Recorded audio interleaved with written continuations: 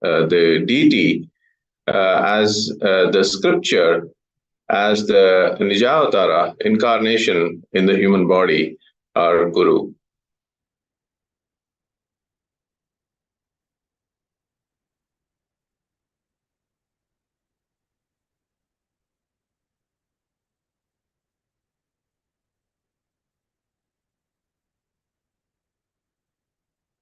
So whenever Sanatana Hindu Dharma, Hinduism, and Hindu civilizations are under threat of destruction, Paramashiva, the primordial Hindu divinity, has assumed the body again and again in the form of enlightened masters known as incarnations or avatars to protect and revive it. So the Supreme Pontiff of Hinduism, Jagadguru Mahasannidhanam, Divine Holiness, Bhagavan Sri Nithyananda Paramashivam, is this millennia's incarnation of Paramashiva.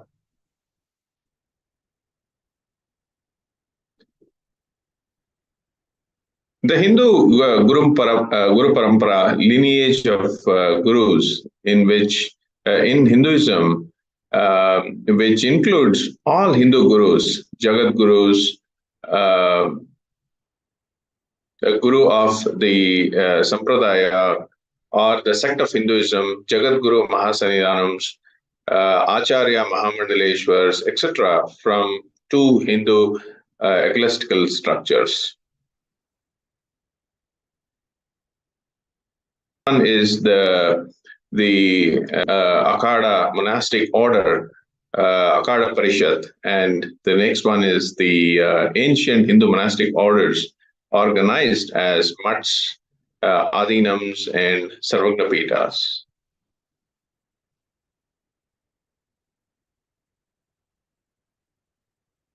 Each Hindu sampradayas retains its authenticity and diversity synergetically on the common substratum of respect for all life, exploring and expressing one's ultimate potential and divinity. Each Hindu sampradaya as a unique civilizational entity pursues the common goal of all practicing indigenous Hindus, that is moksha, meaning liberation or enlightenment.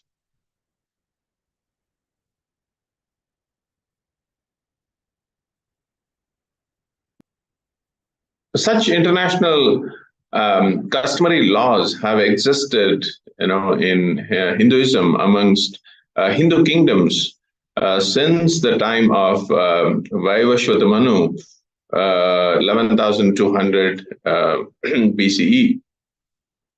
These humanitarian and international customary Hindu laws were revived again and again from time to time.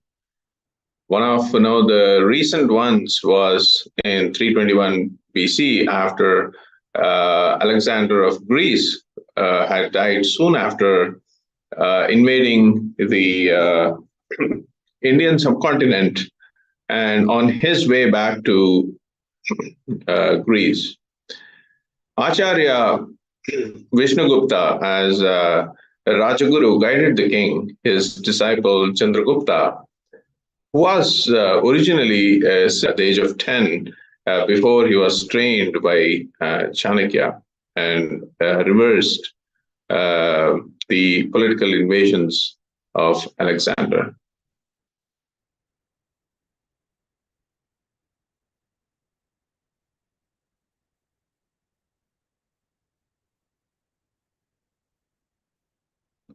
The Akhadas are the apex bodies of Hinduism.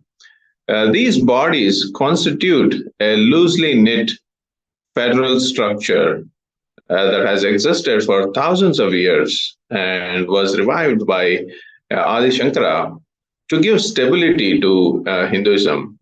There were 13 Akhadas, in the Akhada Parishad, And the akhadas were formed by the Dashnami sannyasis.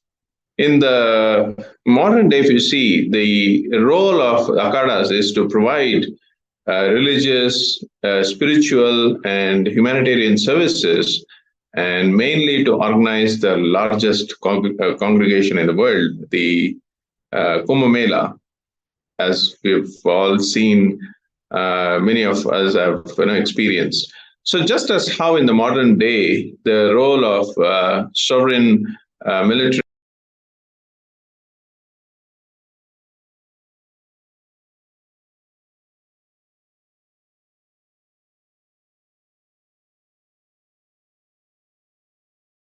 which it has a permanent observer status at the United Nations General Assembly since 1994.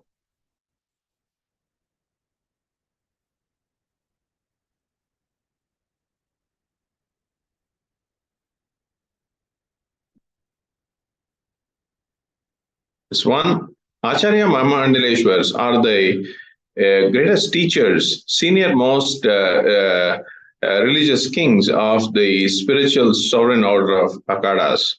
The Acharya Mahamandaleshwars is the supreme guru of the entire order. The office of the Acharya Mahamandaleshwar is the permanent and irrevocable. His appointment is like that of a pope. The Mahamandaleshwars and the Acharya Mahamandaleshwars engage, in public discourses and guide all their Hindu subjects and disciples.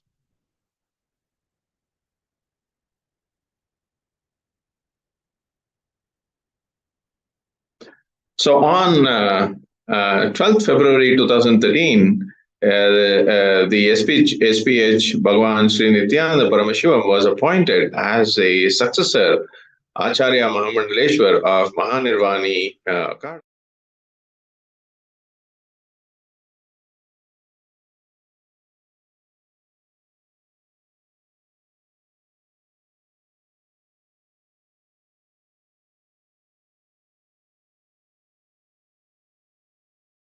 By the Atal Akhada Pitadishwar Acharya Mahamandaleshwar Swami Sukhdevanandji as his successor, and the successor of Acharya Mahamandaleshwar.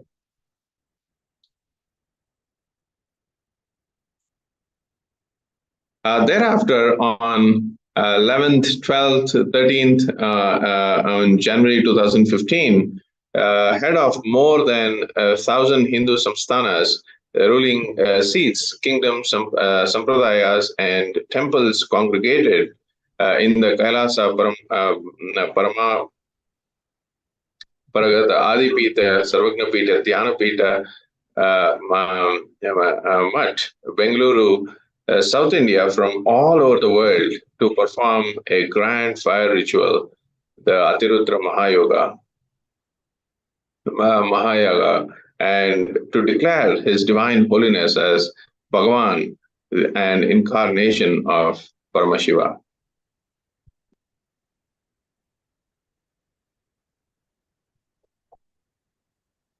What we summarize and share with all the viewers here is Hinduism is a pantheon of religions. Several hundred thousands of sampradayas evolved from the source scriptures of Hinduism, which is Vedas and Agamas. And all these sampradayas had coexisted so beautifully without any conflicts, empowering each and every sampradaya.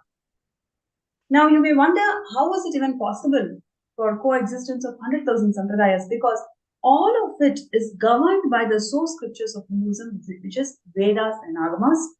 And the enlightened masters and incarnations, they serve as the constitutional authority and the religious authority to uphold the entire Hindu civilization if it is completely aligned and running as per the Vedas and Agamas. What today we are going to say is the Tiruvannamalai the entire Tiruvannamalai, which is a temple town, the Arunachala Savannapeetham, is governed by the enlightened masters and incarnation. And as per Paramashiva's promise to the humanity, he incarnates again and again in the form of enlightened masters and incarnation to hold the entire civilization to run as per the Vedas and Agamas and empower the entire civilization into the science of living enlightenment. So this is how the entire 100,000 sampradayas that evolved out of Hinduism coexisted beautifully because it is all towards one goal, which is science of living enlightenment. The path is different. The primordial divinity could be different, but the ultimate goal of each of the sampradaya is only to advance the living enlightenment and how we can empower the science of living enlightenment in all the people. It is not discriminative. It is about empowering each and every person from wherever they are into the science of living enlightenment. And most importantly, it is eternal. So in today's world, there is a time span for each and everything. Whatever we want in life, there is always this time span. If you are promoted, or if you are working in a company, or if you are doing a business, or if you are buying a house, everything has got a time span. It has got a limit. That is how the current modern society is governed. But in Paramashiva's quote, in Paramashiva's run civilization, it is all eternity. Wherever you are, wherever you have left in the past birth, you presume from there, right? We always feel that, okay, why some people are so blessed and why we are not. It is all governed by the principle of Nithyatva, and the whole ecosystem is only empowered into the science of living enlightenment. And one of the most important components which we would like to share with all the viewers today is the authority which the Guru Parampara held in upholding these values in the ecosystem. We always feel that gurus in today's modern society, because of the ideological persecution that we have encountered over years and years, today some of the Hindus may even not want to share the fact that they are actually following a guru, because the gurus hold the backbone of the Hinduism, which is what the anti-Hindu elements have severely attacked. In fact, every single Hindu guru is attacked today. But in contrary, when Sanatana Hindu Dharma existed in 56 nations, gurus held constitutional apex authority. And they are the ones who actually govern the entire kingdom. And the kings, the so-called rulers, were the executive authorities of the guidance and direction given by the constitutional authority called Rajagurus. So Rajagurus existed as the most powerful person in the entire kingdom, where he directs, where he ensures if the kingdom is run as per the sampradaya, if the kingdom is run as per the guidelines outed in the source scripture. So they ensure that everything is running as per the constitution. When they ensure that it is running as per the constitution, then naturally it is all about empowering the entire humanity with the science of living enlightenment. And when they are doing that, the kings and the rulers, they become the executive authorities. So this is how the entire civilization was upheld, in which the coexistence and the goal of all the civilization is towards the living enlightenment. And everybody protected the source scriptures. Everybody upheld the integrity of each other to ensure that the source scripture is the reference document that they always go to. So this is how the gurus, the Rajagurus, upheld a very important position in the society, in the ecosystem those days. Now, because of the ideological persecution, almost every single Hindu guru is targeted, and that is why we are seeing such a decline in the Sanatana, in upholding the Dharma in today's world, because the people who are appointed, who are ordained to maintain the integrity of the system is the targets of persecution today.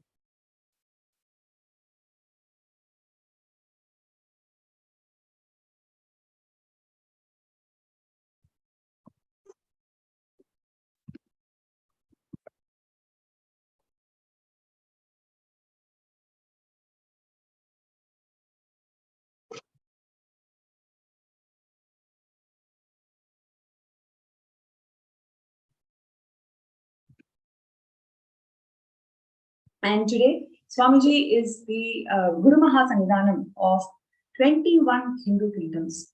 Every time Swamiji assumes the responsibility as the Guru Mahasannidhanam of those kingdoms, the entire values, the entire scriptures, the entire religious denominations, everything associated to that kingdom is getting revived. Every time somebody assumes the responsibility of being the Guru Mahasannidhanam of a kingdom, then it means that we are advancing, we are ensuring that the religion survives for next few hundred years. Then please imagine the immense responsibility that Swamiji has taken to be the Guru Mahasannidhanam of 21 Hindu kingdoms. And he's coronated by thousands of Hindu seers and pontiffs as the Supreme Pontiff of Hinduism on 11th to 13th, 2015, in a ceremony conducted as Adurudra Mahayana.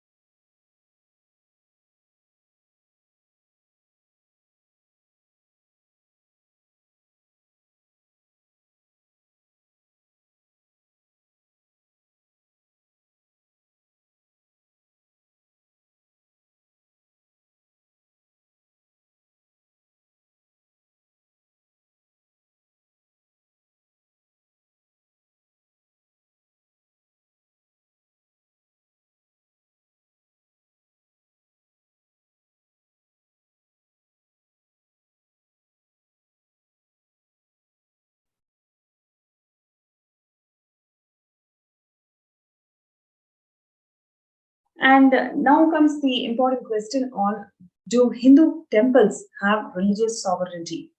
That is the question that we must ask, because in several ways, the rites and rituals that needs to be conducted by the Hindu temples do not have their own sovereignty anymore. And that is why we need Kailasa today. Yes, in some states. Yes, in some states like Tamil Nadu, the records are available as to how many religious places are under the government control. It's important to note.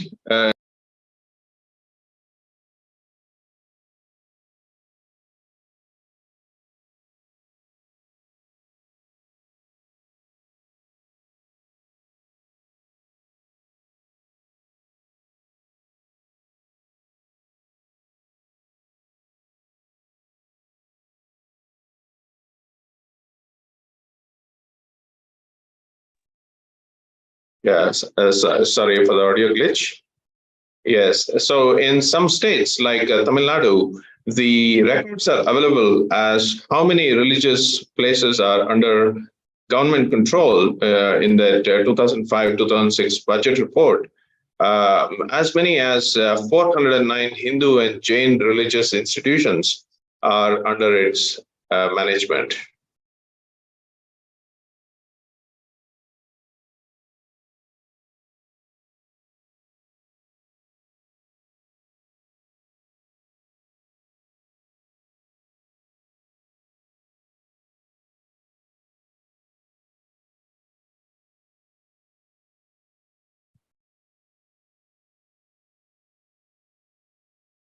Yes, example, Andhra Pradesh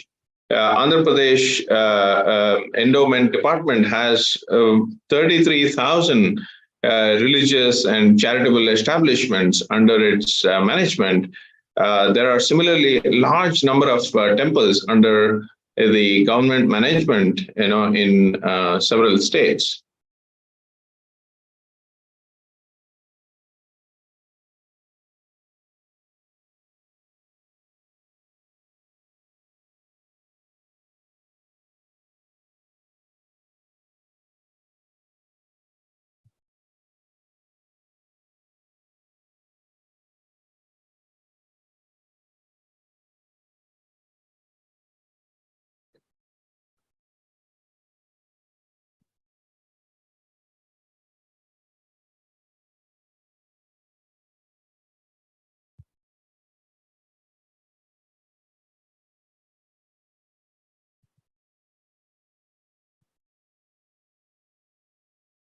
Yes.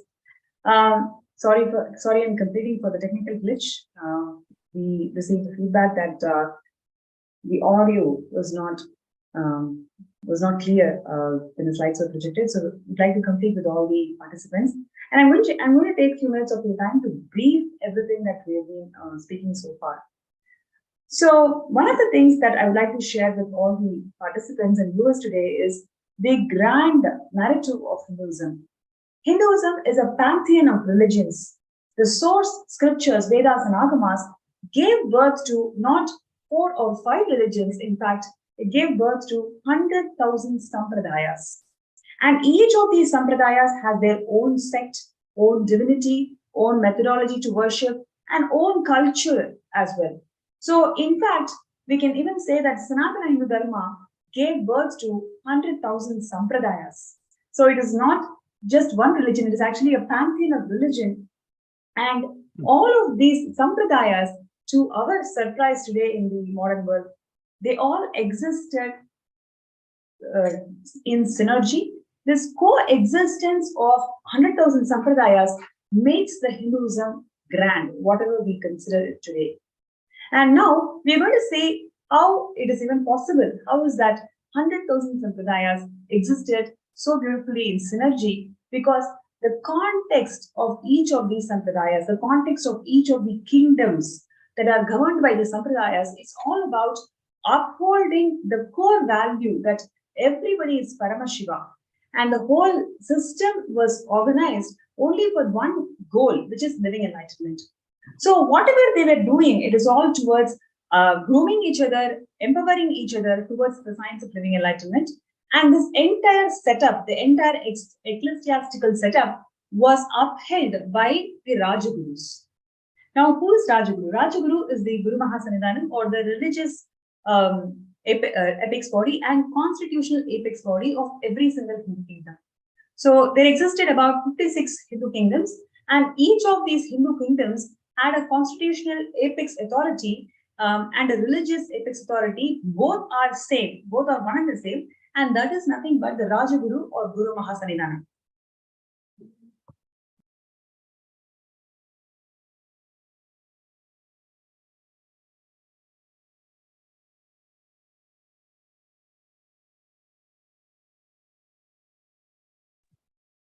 So the constitutional authority and the religious authority of these Hindu kingdoms were one and the same, which is Guru Mahasannidanam. And these Guru Mahasannidanams upheld the entire kingdom and ensured that the kingdom is running as per the governing principles laid out of the constitution. Here, the constitution is nothing but our source scriptures. So they ensure, okay, whether the people are fed as per the agamas, they ensure whether farmers are given money as per the agamas, whether the governance in the kingdom is happening as per the agamas. So every single thing that was happening in the Hindu kingdom was all towards ensuring if it is all running as per agamas, as per the constitutions. So this entire mechanism was upheld by the Rajagurus. And that is why the Hindu kingdoms existed so successfully in those days. And in fact, the rulers were actually the executive authorities of the Rajagurus. So what our understanding today could be like, okay,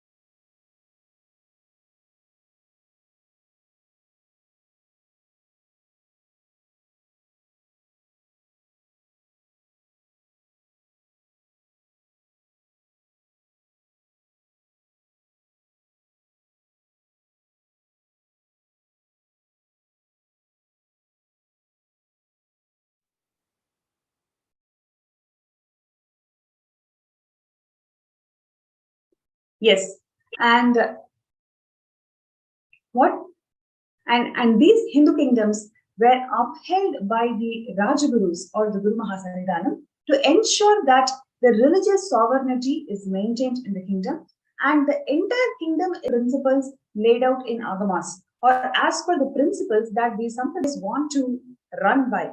So they became the integrity offices. In fact, they became the guiding forces of all these kingdoms and ensured that everything is happening or complied in governance as per the source scriptures. So when we have this constitutional authorities as Rajagurus, the kings or the rulers, they became the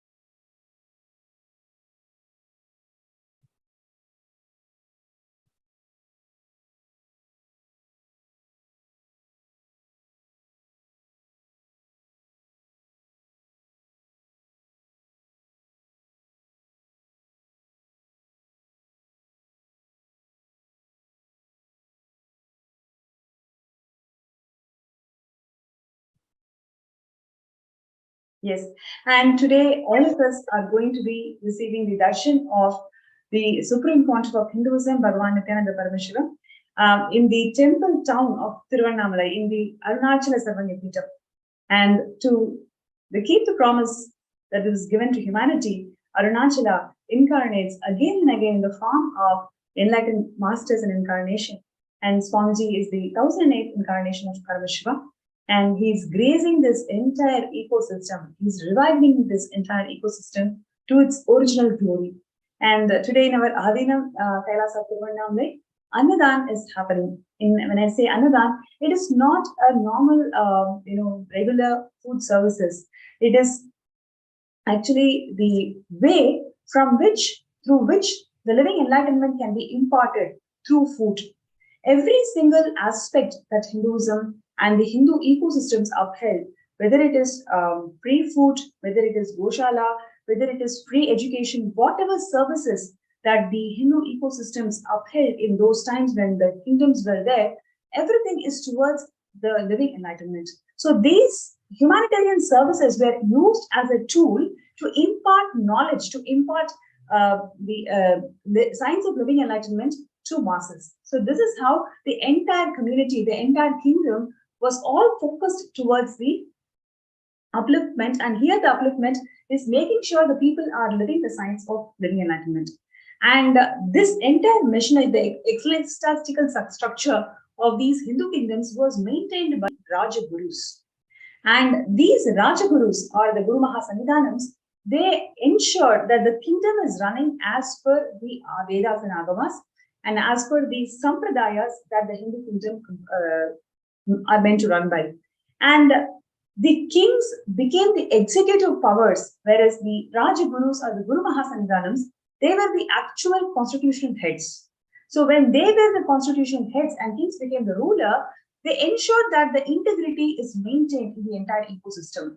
They ensure that whether the governance, whether the food services, whether the education, whether the judicial systems, everything is aligned as per Agamas. This is exactly what Swamiji is reviving in Kailasa today. Swamiji is the Guru Mahasanidhanam of 21 Hindu kingdoms. And he is reviving all of these Hindu kingdoms to its original glory. In all of these Hindu kingdoms, the context. Today, if you take the Arunachala Samangapitam, even the Annadhan, Swamiji is empowering the community to learn how to eat, meditate through the action of eating. So the whole, every single context, every single thing has the context of living enlightenment, and everything is aligned to that context so beautifully.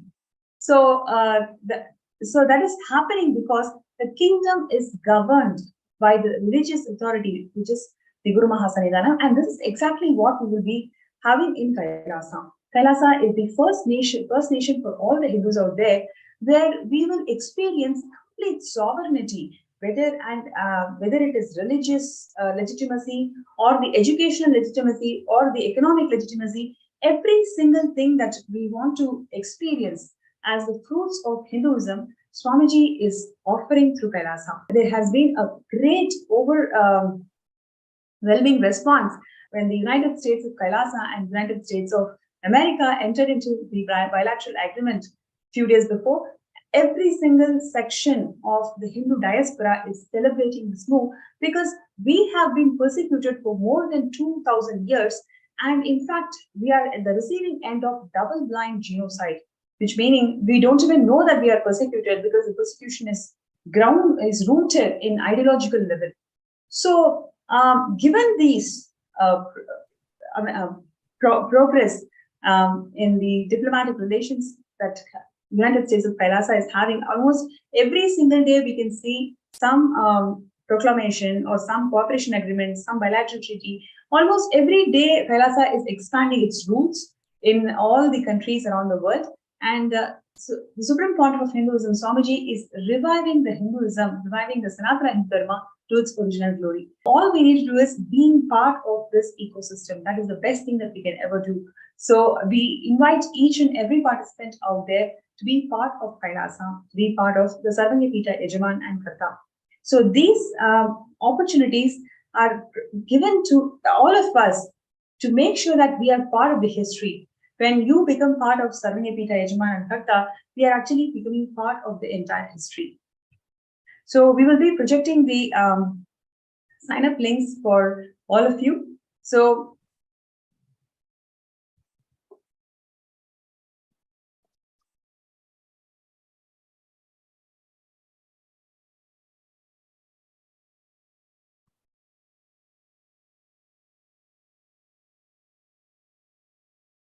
So everybody who's out there listening to this presentation, listening to this truths about how the Hindu kingdoms existed and how exactly Swamiji is reviving Kailasa around the world and all these Hindu kingdoms to its glory. And if you feel that this is a very important cause where all of us can be part of it, please do join the club.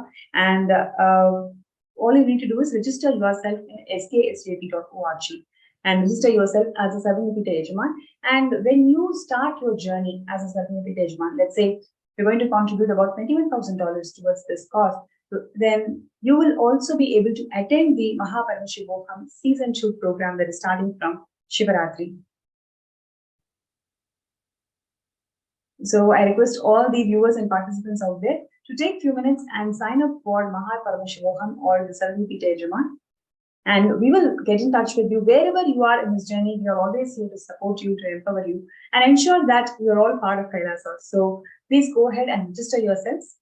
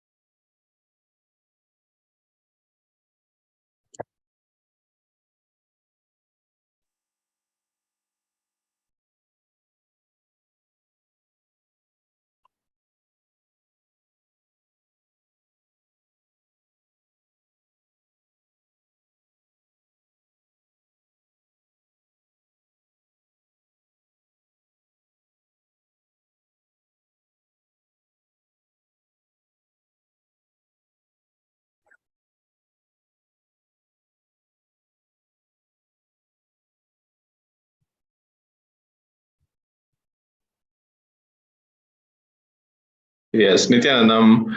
So while we're waiting for the SPH, gracing, for live darshan, it's very important, for us to, really understand the not only, the 21 kingdoms, that we had, and really reviving, Supreme Pontiff, is not only reviving, these 21 kingdoms, for the religious, sovereignty, maintaining this civil sovereignty.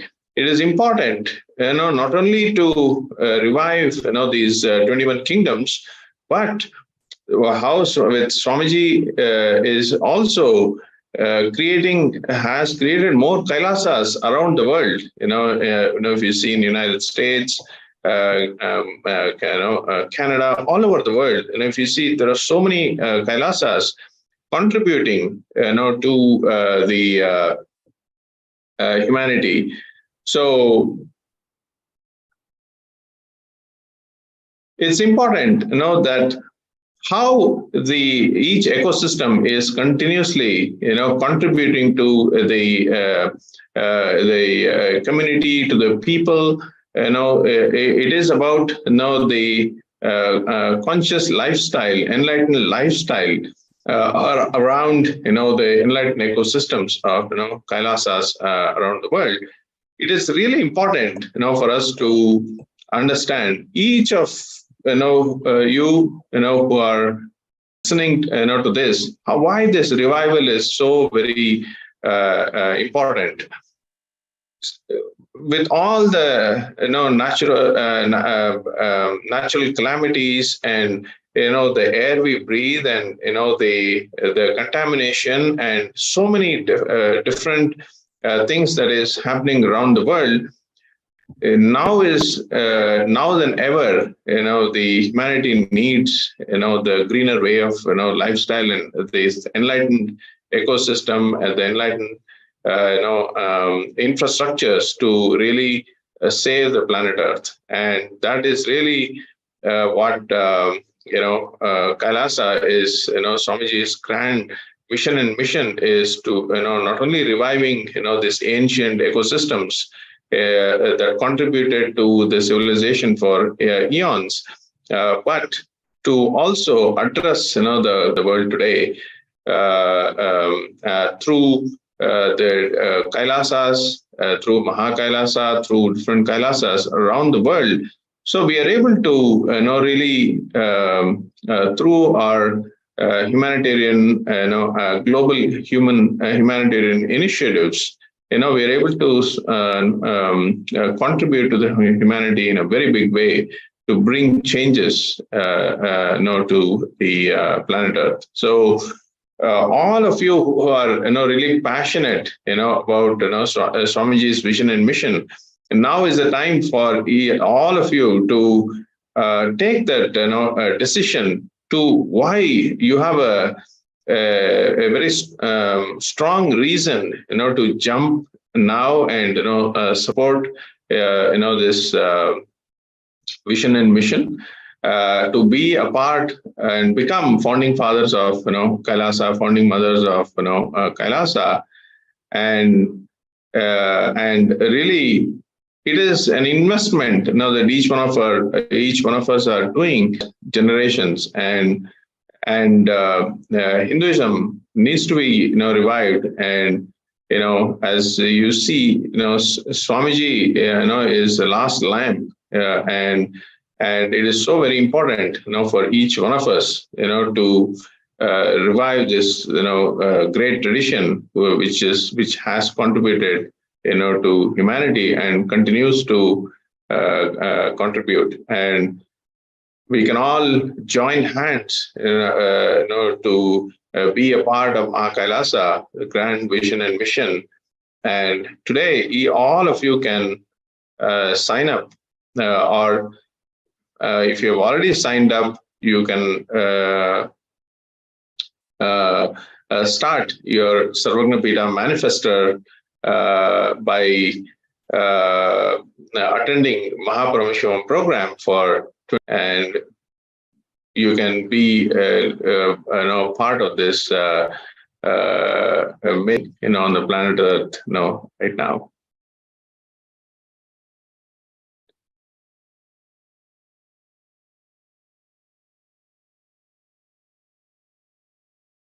See, it is also very important, as a part of the reviving this ecosystem that has contributed to humanity for such a long time. It is also important now than ever to really think about the religious sovereignty, of all the Hindu temples, all the enlightened, ecosystems, and really revive them in a big way. How each of these, temples, ecosystems, can be revived, and it can contribute back, to the humanity the way it used to, exist. And it's really important, for us to change that. Now, as you can, see, a lot of, our temples, are under, the hands of, in different states, in Tamil Nadu, and in Andhra Pradesh, it's under different management, and it is only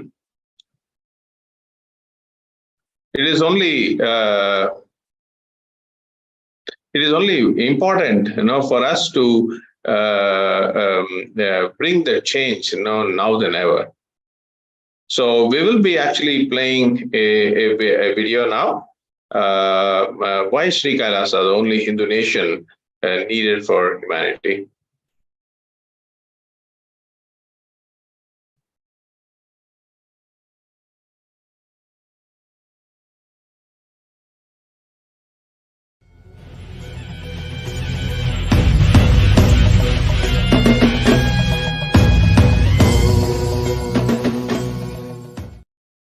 I have incorporated this Kailasa, nation without borders. Kailasa, nation without borders. In a way, I can say whole universe is the Kailasa.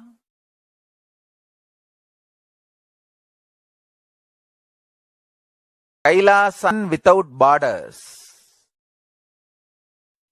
I have incorporated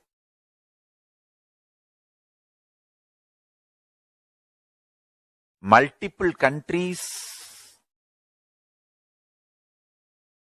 Each Kailasa will function in their own countries as per that country's law, within that country's law.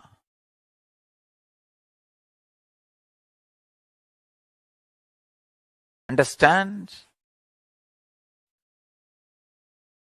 The Kailasa is revived to do contribution, uniting the nations for contribution. Hinduism, Veda Agamas have great things to contribute to the world.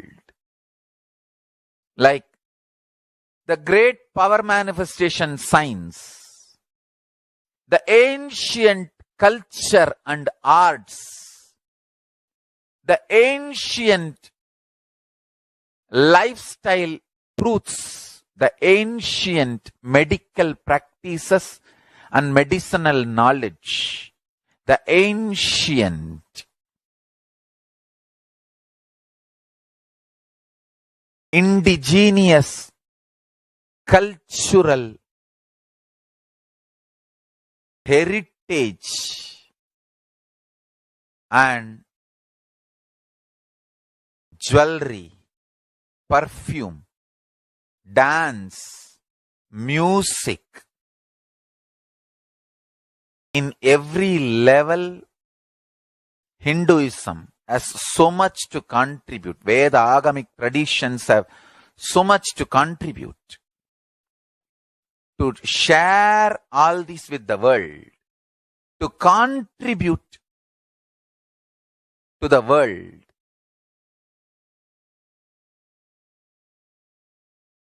Hindus need to tell the world what they are contributing in every level. The brand of Hinduism itself is enriching and empowering and enlightening. Hinduism is all about enlightening the world. Empowering, enlightening, enriching the world. Contributing.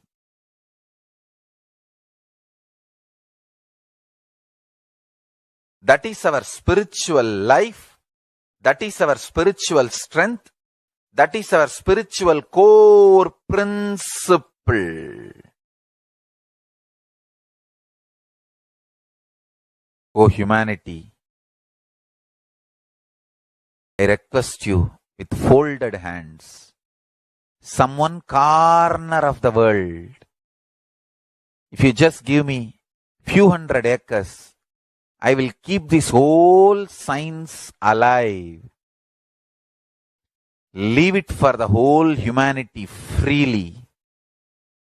Fortunately, Paramashiva has given me the power to decode all this Hindu medicinal system, Hindu judiciary system, Hindu social law and order system, Hindu power manifestation system, Hindu mental sciences system, Hindu yogic sciences, the sciences of Hindu biology, Hindu physics, Hindu psychology, Hindu physiology, Hindu chemistry, all this Paramashiva has given me the power to decode.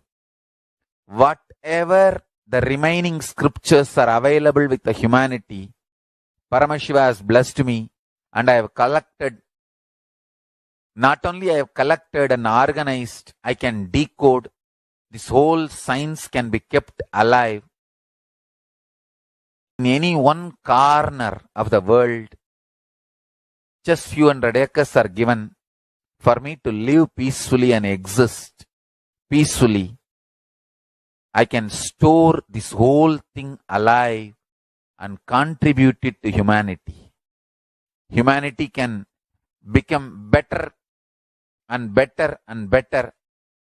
I can make the planet Earth so much better place to live. I am here to contribute, and I will continue to contribute.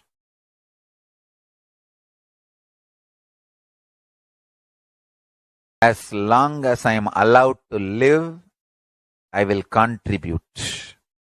I have collected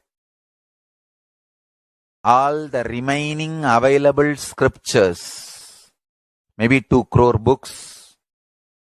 2 crore means 20 million, I think, books on Hindu physics, Hindu chemistry, Hindu biology, Hindu physiology, Hindu psychology, Hindu law and order, Hindu social system, the power manifestation sciences of Hinduism, yogic sciences of Hinduism. I have collected in me the blessings and power to decode. I have decoded and continuing to decode them.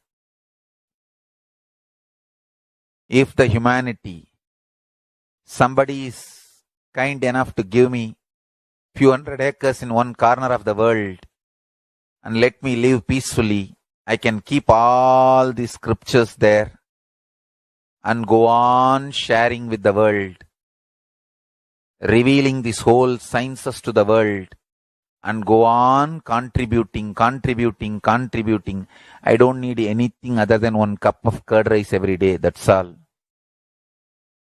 A cup of curd rice per day, over.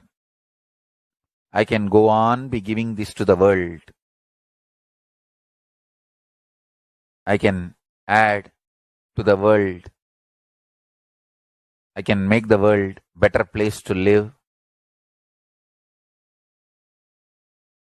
That's all I have to say.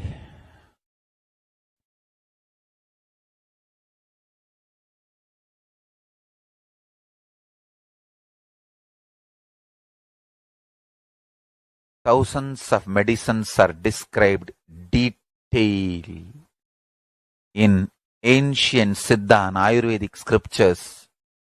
Paramashiva has given me the power to decode them, read them, and properly translate and map them to the modern day human language. And I am ready to work 20 hours a day. I just need few hundred acres where I can sit peacefully and keep this library, run a Gurukul where thousands of people can learn this and share it with the world. Understand?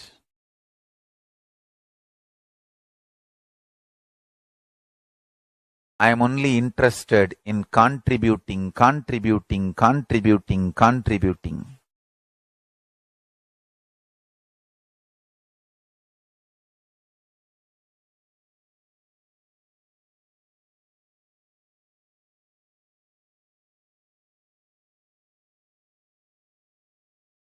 If we can decode all this great knowledge, whole world can prosper from this knowledge. Whole world can enjoy from this knowledge. If I prosper, I will only create anything else.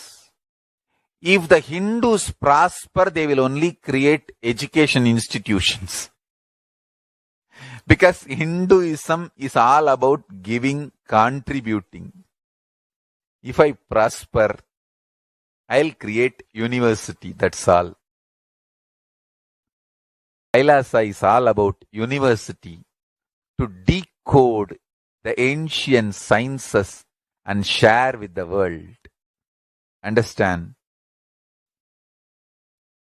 Every day I am sitting and going on decoding, writing notes on my books and writing details on my books.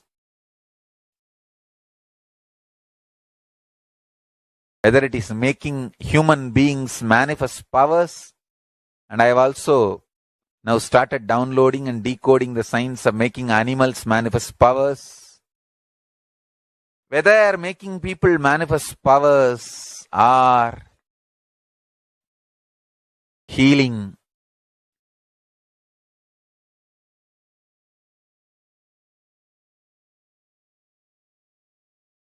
in every level, life is all about contribution.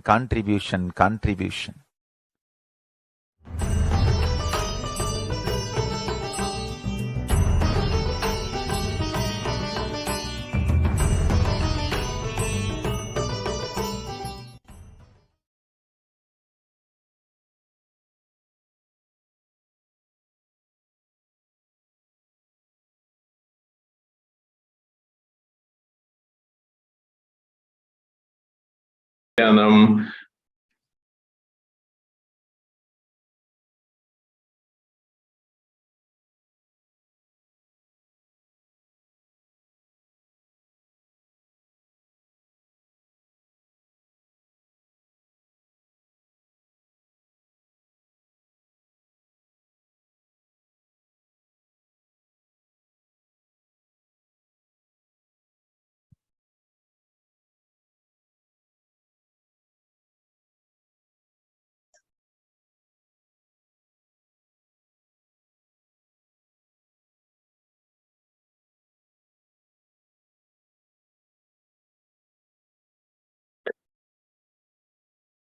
yes, Nithyananda, welcome back.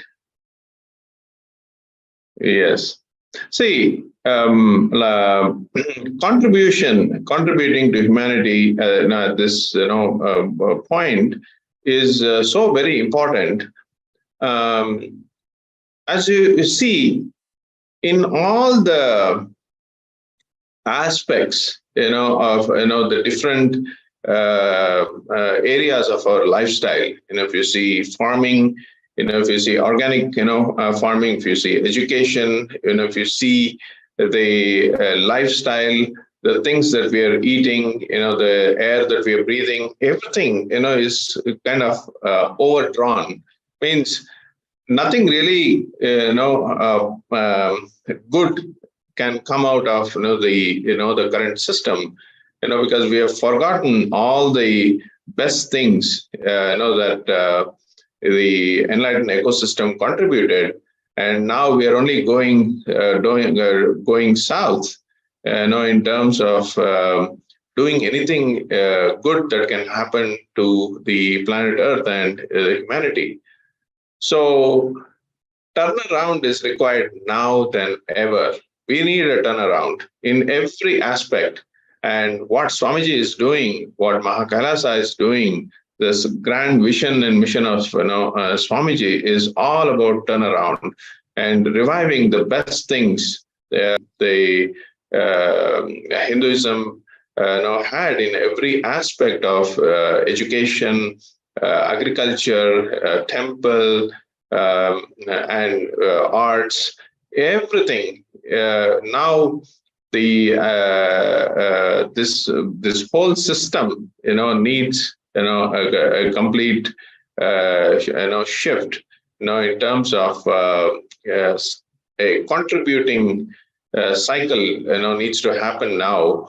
Right now, the environment, the ambience, that we are all living, is not contributing to each one of us. You are staying, each one of you who are listening, you are in your own city, your community, your country. You are doing, you are paying your tax, you're doing many things now that the community, the society, the country is not contributing to you. In terms of, it starts from peace. You being happy, you being blissful, you being healthy, and being successful. So all of this is not given to you. So we are all already living in in the environment where it's not contributing to you, and it's high time we need a turnaround. And all of you out there who really feel the turnaround is required, is needed now than ever, all of you can, if you feel that urge, and feel that you need to do now, you can sign up right now and make the decision that now is the time than ever. I'm going to stand up, for this, great cause, and just not for yourself, but for the future generation, for Hindus, practicing Hindus, and for the whole of humanity. So this is the best decision, you can make now.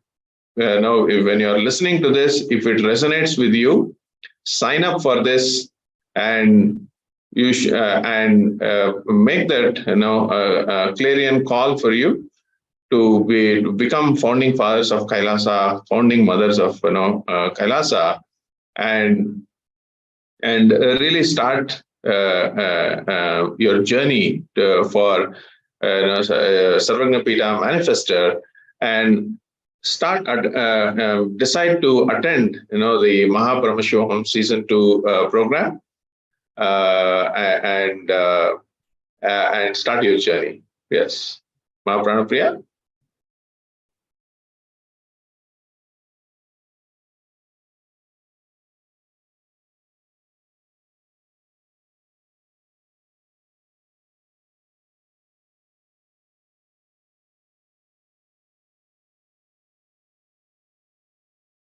Yes, all of you.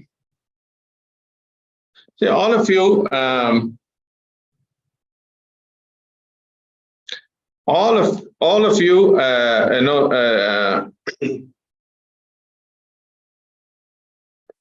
out there, don't procrastinate, and feel let me do it tomorrow. Everybody like you starts thinking, let me do it tomorrow. Then the turnaround, that needs to happen. It has to happen now. So I can all see, this is, the need of the hour for each one of you to make that call and make the decision to take a jump to start your Sarvagnapita.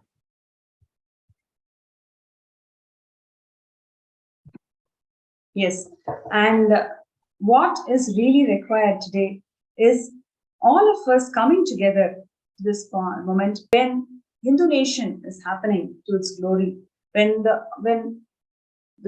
international community is recognizing the value of Hinduism, and what Swamiji is going to contribute to Kailasa.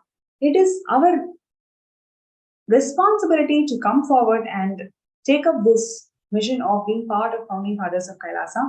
By you becoming founding fathers of Kailasa, you are showing your commitment to this mission of reviving Hinduism for eternity. And it is going to be a historic moment for all of us to be part of this founding fathers of Kailasa. So as you can see, Kailasa is strategically, expanding, the footprint, signing cooperative agreements, signing bilateral relations, and sister city.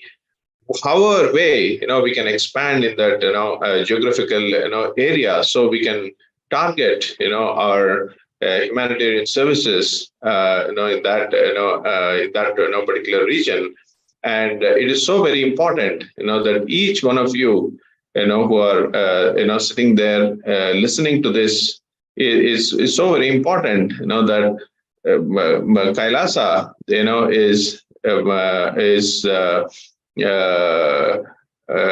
at a much faster pace, is expanding through several types of bilateral relations, and it is important for each one of you to gear up, to be prepared, to be able to contribute.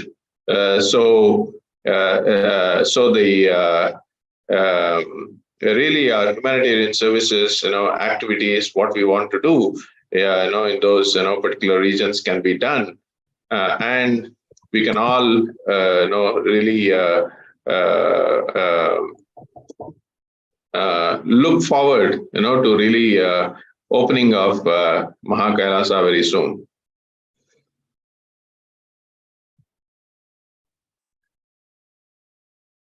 And each one of you, who are listening, how many of you feel, connected with, temples? I'm sure, there are so many people out there who are connected with, the temples, the deities, the rituals, and the maintenance of, temples, all of, the whole temples. You can give a thumbs up, in the Zoom, so our causers there can, really know your interests and how intensely, you're also, being wanting, this revival, that Swamiji is, at a much faster pace, doing this. So if everybody can take a moment to give your thumbs up, or maybe respond in the Zoom chat.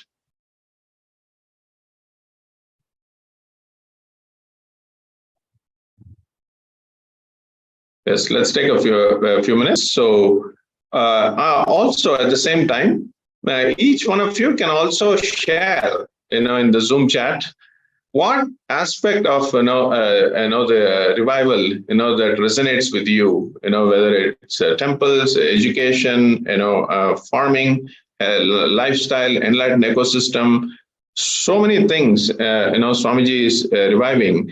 So what aspect resonates, with you? If you can, post it in the Zoom chat, so we know, and we kind of understand how you resonate, with the vision and mission of Sri Kailasa.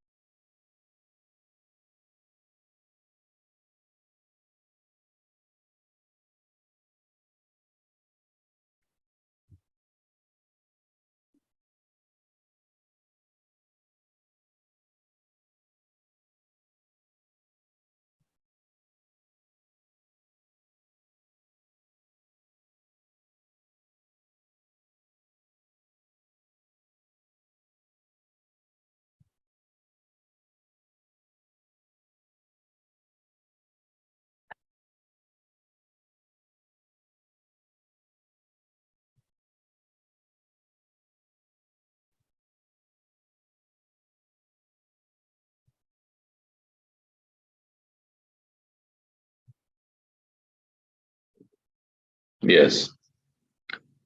Yes, Nithyananda. So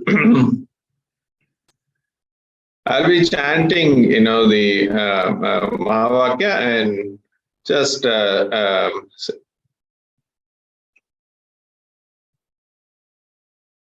do power manifestation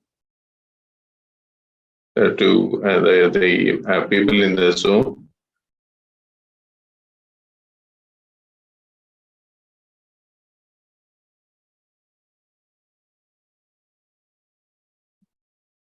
Om Nithyananda Paramashivam. Om Nithyananda Paramashivam.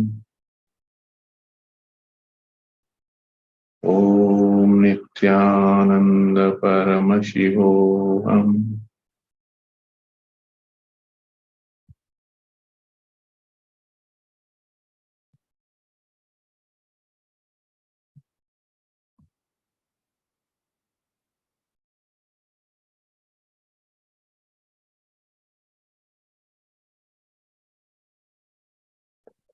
Yes, Nithyanandam.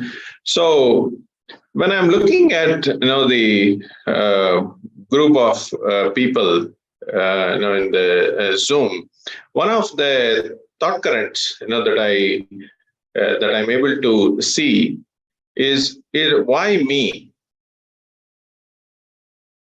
It's only the why me means somebody else, will do it. If I don't do it, now, somebody else, will do it. So this is one of, the thought currents, that I saw. See, if each one of you feel, the same way, then all of you will, each one of you will, feel of missing this moment of, where we, what you want to do, what decision you want to make now. If you want to become founding fathers of Kailasa, you feel, connected with, the specific aspect of revival, what Swamiji is, doing. So if all of you can, feel or relate with, what I'm sharing, you can all, put your comment, in the Zoom, whether, you connect with, what I'm sharing, and then we can take it to the next step. So I'll just give you a few minutes. You can just, comment, say I connect with this mental setup, thought current.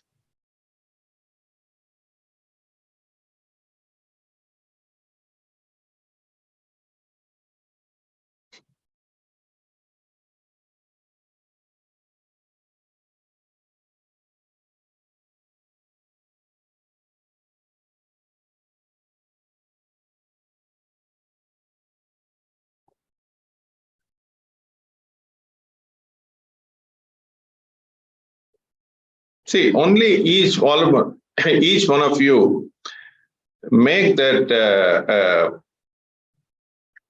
power of is a power.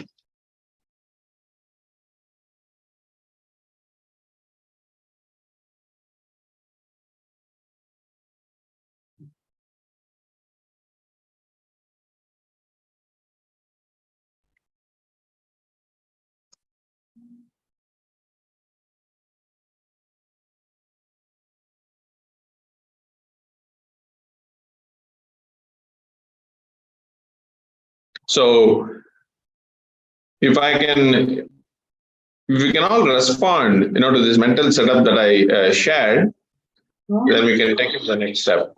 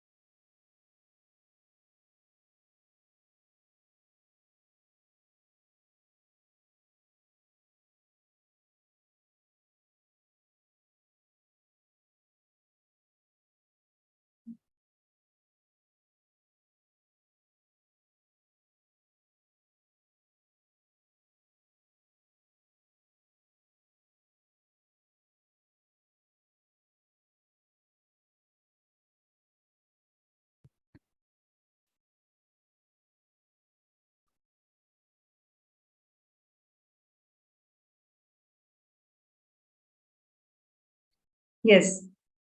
So,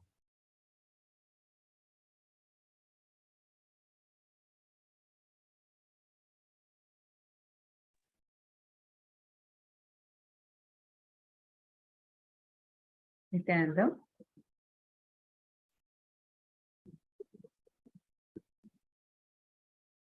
Yes, Nithyananda. All the participants that are watching, that listen to this beautiful segment where we understood what Swamiji has done to bring, to integrate, to give Sanatana Hindu Dharma back to its life, to give Sanatana Hindu Dharma, to revive Sanatana Hindu Dharma to its glory. Every one of you that are sitting here, all the participants, understand that means you have already manifested. Only because it has already happened in your existence, it has already happened in your inner spirit that you should be a part of it. Swamiji very beautifully says in a satsang that nothing that you cannot will occur in your life. Anything that you can see in your life is possible. Only because your inner space is able to grasp it, you're even seeing that happen in your life. If you are seeing anything, whether someone is scaling the Mount Everest or whether someone is going diving deep into the Pacific Ocean or someone is floating in the air, whatever you see and perceive through your senses, only because it is possible by you, it can be perceived by your senses. So understand, if Kailasa, the happening of Kailasa and the opportunity to be part of Kailasa is opening for you, that means you can manifest Kailasa. Listen carefully, you can manifest Kailasa. And that is why the intention is even happening in your inner space. Been seeing so many of you have been putting that you want to become a part of this grand happening of Maha Kailasa. Many of you want to become Sarvanyapita Deshwar, Sarvanyapita Karta, Sarvanyapita Yajaman.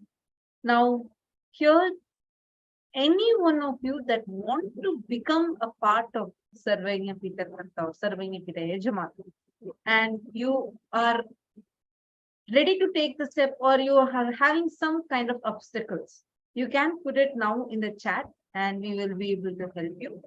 Every one of you, see, please understand, one of the most important things Swamiji says, right? Always Swamiji blesses that you can manifest Kailasa. Swamiji every day, like literally after every satsang, Swamiji tells that I bless you all to manifest integrity, authenticity, responsibility, and radiate those principles. And Swamiji says manifest the state, space, powers, being, super consciousness, and Kailasa of Paramashiva. So because Kailasa can only be manifested, it cannot be moved by any power. I was actually reminded of a story, a very beautiful story from our Puranas when I was just sharing this. We all know Ramayana. Yes, I'm sure most of us here would have known Ramayana, right? In the Ramayana, the Ravana is a demon king who is more like an antagonist in the whole play of Ramayana.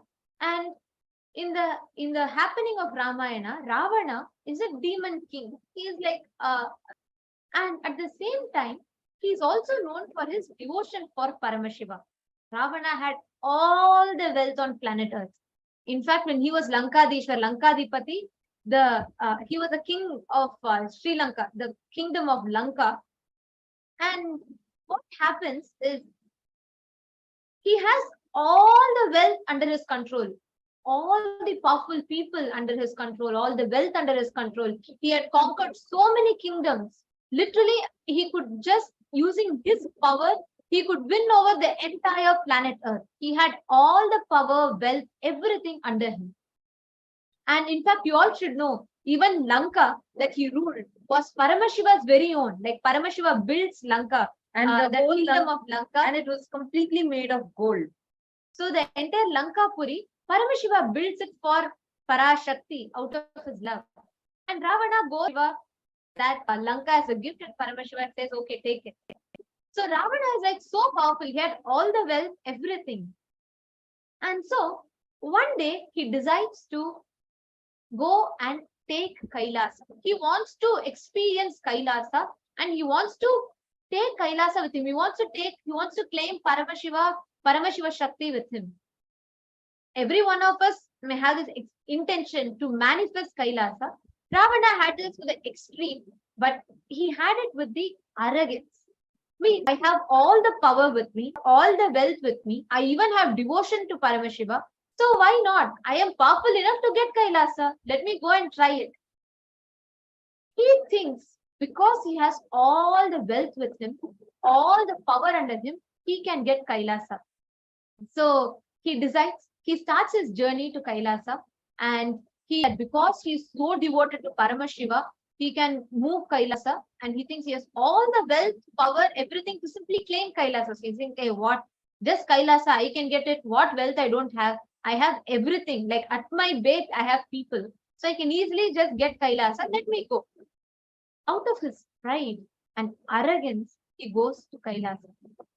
And he goes there. Paramashiva is completely aware, knowing the whole play, he just plays along. And when Ravana gets there to Kailasa, he thinks he's so mighty. He had like all the physical strength, everything. So he thinks he can do it, and he just lifted Kailasa. And he thought, he tried lifting Kailasa. He thought, how powerful I am. I'm able to shake Kailasa. I'm able to start lifting Kailasa. He was so arrogant and so deluded. He thought using his power and he thought using his might, he will be able to move and shake Kailasa. Paramashiva Shakti were residing on top of Kailasa, and with a smile on his face, Paramashiva was enjoying this whole happening. He had his own lesson to teach. After Ravana starts lifting Kailasa, he becomes even more egoistic. He thinks he conquered Kailasa. And the moment he starts believing that, Paramashiva just puts his right toe on the ground. Means he just presses Kailasa with his right toe. And Ravana just gets crushed under Kailasa. He didn't even expect this. He thought he conquered Kailasa with all his power, might, strength, everything. And just when Paramashiva puts his right toe and presses, Ravana gets crushed under Kailasa. And then Ravana realizes, oh my God, he realizes his whole pride, arrogance, and he realizes out of his arrogance and delusion what he tried to do with Paramashiva himself. And Ravana sings the Shiva Thandava Stotram, and he prays to Paramashiva to release him. Understand, this is a very, very, very significant happening. Not just that Ravana tried to lift Kailasa out of his ego, pride, and most important here for all of us to learn, all of us to understand is you can never ever conquer Kailasa through wealth. You can never get Kailasa through power. You can never get Kailasa through your mind. You can only move Kailasa through devotion. I have another story to give example for this. While Ravana had such a tough situation with all might, power, strength, everything he had, he could not even get to Kailasa. He could not even move Kailasa. But do you know there was one person who had absolutely nothing, like not even one penny with him. But Paramashiva moved Kailasa all the way just to give him darshan.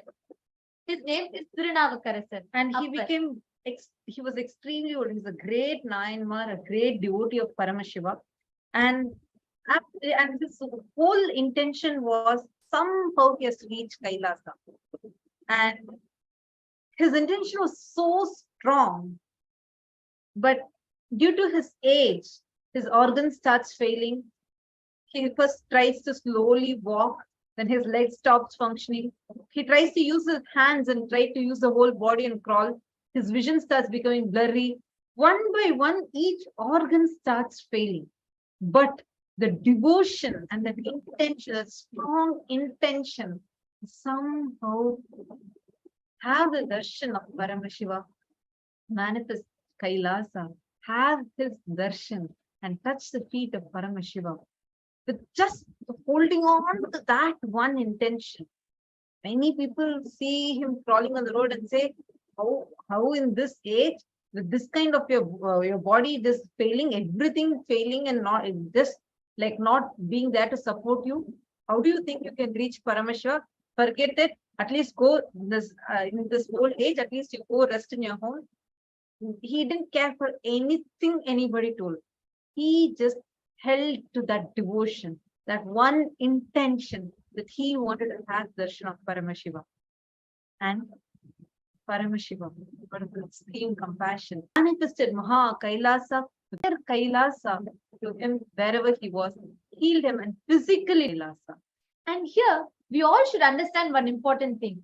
One side there was Ravana, who had all the power, might, strength, everything with him, and he thought he could move Kailasa and got crushed under. On another side, there was Tirunavakarasar, upper, who had all the obstacles on planet Earth possible. He was old, he could not walk, and he was losing his all the abilities, and he had to travel thousands of kilometers across to even reach the summit of Mount Kailasa, and he had no support from people. There was every possible obstacle in his way. So if you see both scenarios, they're like to the extreme end of the spectrum. But here, Paramashiva moved Kailasa to where he was. Paramashiva moved his entire Kailasa and came to where upper Tirunavakarasar was and gave darshan. On the other end, Ravana, even after using all his might, power, strength, everything and reaching the summit of Mount Kailasa, he could not even see, he could not even live, he could not even get a glimpse of Paramashiva. Instead, he only got Kailasa. crushed under Kailasa. Yes, he only got crushed under Kailasa. Now, I request every one of you that are sitting with us, what do you understand through these two Leelas of Paramashiva? What is your understanding when you listen to these two stories? What do each of you understand? What do you feel? What do you remember? Or what do you cognize when you see this entire happening and when you listen to this happening? You all can take a few minutes. I really request every one of you to share with us.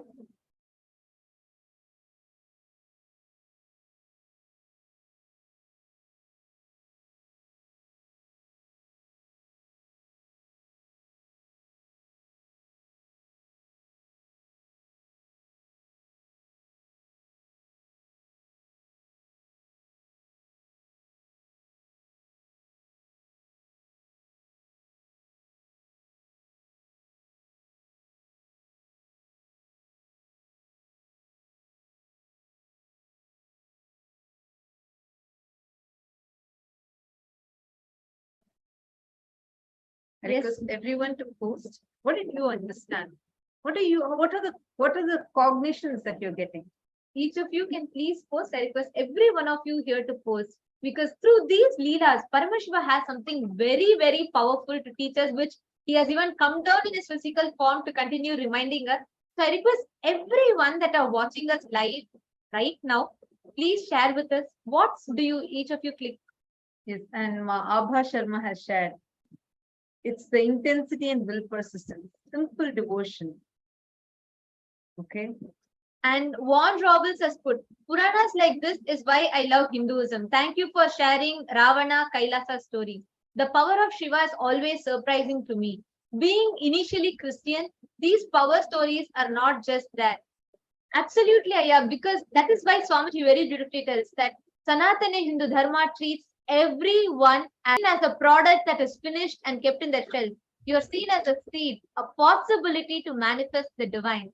And whatever might be your age, whatever might be your background, whatever might be anything that you might be right now in, you might be struggling with something, you might be doing anything, whichever point of life you are currently right now in, understand Paramashiva is here, and it's never too late to fall in love with Paramashiva and to become part of Paramashiva. Here he is manifesting Maha Kailasa for each and every one of us. Understand? So beautiful. Just Ravana tried all his might. He tried his own cunning strategy. He tried this strategy. He had his way of doing it, and out of his arrogance, he thought he can take Kailasa, lift Kailasa and go. And he only got crushed. Whereas on the other hand, Tirunavakarasar, He had nothing. Even his own body was failing him. But he had that simple attachment to Paramashiva. Just that one intention to somehow have this darshan. He just held on to that. He did all he could. Whatever effort, energy that he could put, he put that and he achieved the ultimate. And Kailasa moved to where he was.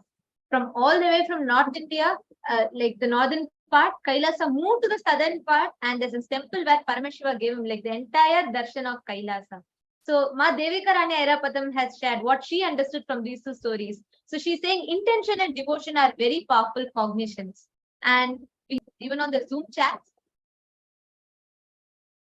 Rahul Aswaneya has shared, devotion and feeling connection is greater than everything. That's what Bhagavan says. Maheshananda has shared, surrender ego and get into devotion. If you have, Ma Paramashiva Priya is sharing, if you have bhakti, you have everything. Majarendra is saying, one exhibited arrogance and took for granted his resources and strength and faith. The other had a desire, will, persistence, and devotion. It was the strength of these qualities that resulted in his manifestation. So beautiful, and seeing more and more messages coming. So I just wanted to share with everyone. So beautifully, each of you are clicking with, and it is very, very true. Because no matter if you have $1 million, $1 billion in your bank account, you can never manifest Kailasa just with the money that you have. You may have so much of power in the society, name, fame, title, but you can never manifest Kailasa with the power, with the money, with the name, fame, anything. You can only manifest Kailasa with devotion. Ravana tried to conquer Kailasa. Tirunavukarasar manifested Kailasa. Because with devotion, you can only manifest. Only with power you will try to conquer. Only with power you will try to show. Only with when you believe, okay, I can get it through money. You will use it out of power. You will use it out of arrogance and pride, which will only end up in getting crushed like how Ravana got crushed. But like Tirunavukarasar, when you have devotion, you will manifest Kailasa, no matter what problems you're stuck with, no matter what obstacles that you have, no matter what kind of situation you are in. But if you have that true intention in your inner space, Kailasa will manifest for you. Swamiji will simply open the doors of Kailasa for you. That is why Swamiji says beautifully that you can only manifest Kailasa. You can never conquer Kailasa. You can only manifest the space of Kailasa. So everybody that are here, every single one of you that have put at one point the intention that you want to manifest Kailasa, please understand this is the best moment. Just before darshan, when you are listening to this, when you are clicking with it, say yes from the context of manifesting Kailasa. And this is the best time, whether you're stuck with not having enough money, or you're stuck with time as an obstacle, you're stuck with not having people support as an obstacle, whatever you have as the obstacle, understand this is the best time. Just decide. From like how Tirunavukarasar did, like how out of devotion he decided to connect to Paramashiva. Every one of you that are here, decide to manifest Kailasa.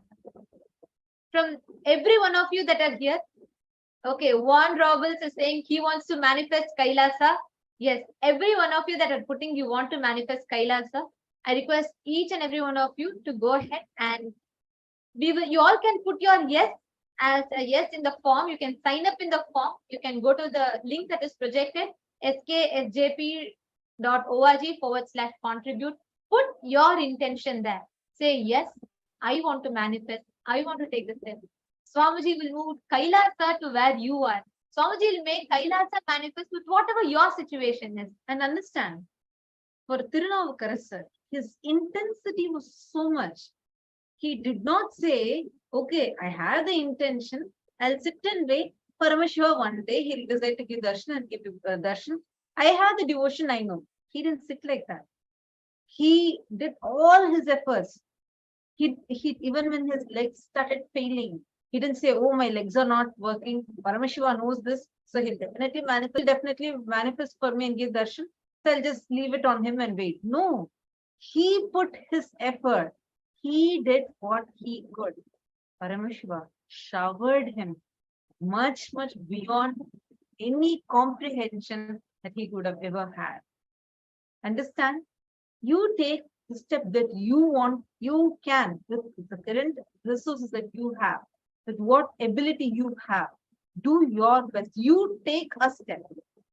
You will see, even for the decision to take that step, it is only him. He showered you, and he will just shower you more and more so that you can manifest Maha Kailasa.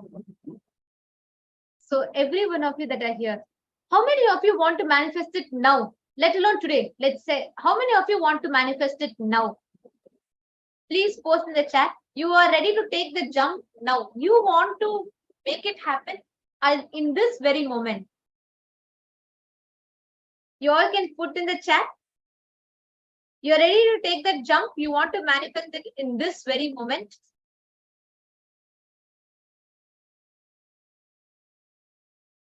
Okay, Ma Prematavasi is saying, yes, I want to take the jump now. All right. So Ma Prematavasi. And a lot more people are putting actually here. Dujati, Stephanie Dieters, Musuhe, Okay, so Ayena. you're saying now. All right. Ma Brahmanyana, Ma Jalandra Sita, Rahul Aswaniya, Purna Sukhadananda, Olga, Penzu, Virupakshama, Ma Nitya Naresha, Ma Wendy. Okay, I still see so many messages coming.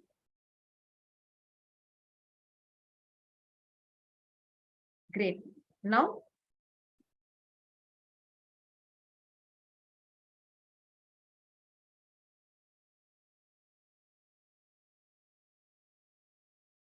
Nitya Mahasanananda, Kailasa's darling, Liam Gyanme, Achitamayananda, Anandeshwari. So now all of you, nice to see, it's like actually it's getting flooded. Ma Jessica Morton. Okay, so we have also Mahanitya Lalatakshanata who is telling. All right, so now for every one of you who told, I want to manifest it now. Great.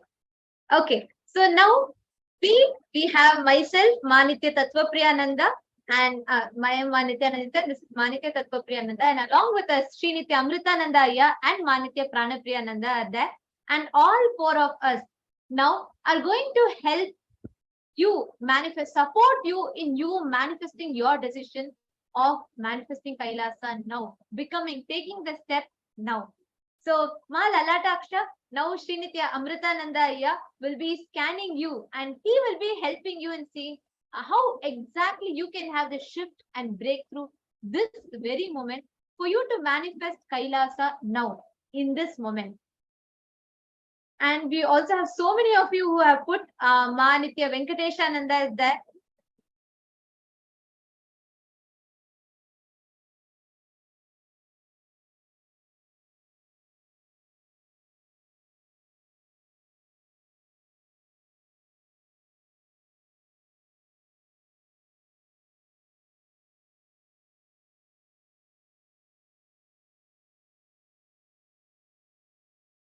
Nithyanandam, Ma Lalatakshananda. Amritananda, who will now be scanning and sharing with you what exactly is the shift you need to have for you to manage. Yes, Nithyanandam, can you hear me? Yes, Nithyanandam. Yes, what I saw. Yes, Ma Lalatakshananda. See, what I saw was your mental setup. Is for manifesting. You only have to, do the hard work. Always you feel I have to do, the hard work. Wealth doesn't have to happen to me very easily. Just shift your now. If you can just shift your space now, where Paramashiva Swamiji can be your co-creator. For you, you just need to make a decision now, and with intensity, you can make a decision now to manifest SJP.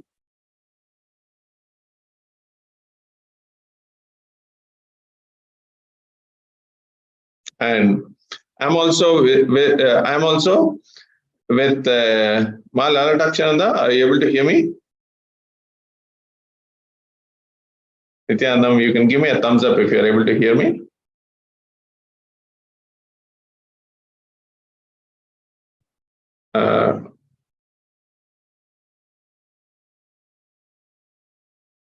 Nithyananda, are you able to hear me? Yes, okay. See, just with the power of my words, Vak, I'm also creating a space for you. You make a decision now to become SJP. Just drop that mental setup.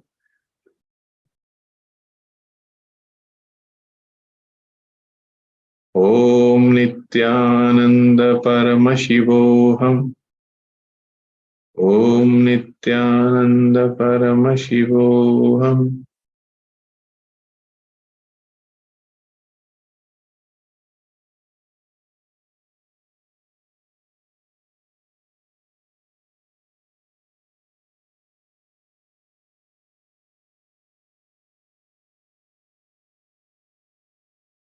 Yes.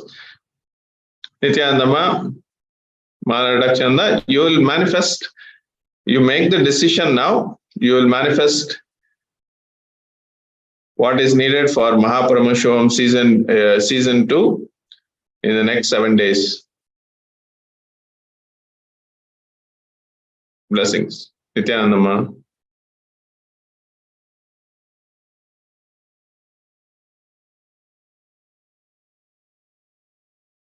Please take the step now. If you have filled in the intention, fill in the payment request details now. So you will manifest this. Please do it now. The causers in the Zoom room, please provide with the link for the payment request link. So, yes. Next person. Next, would like to scan Ma Annapurni Lakshman. Ma Annapurni Lakshman.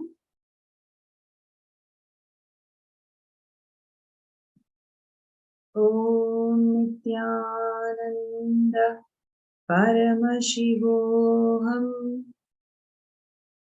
Om Nithyananda Paramashivoham. Om Nithyananda Paramashivoham.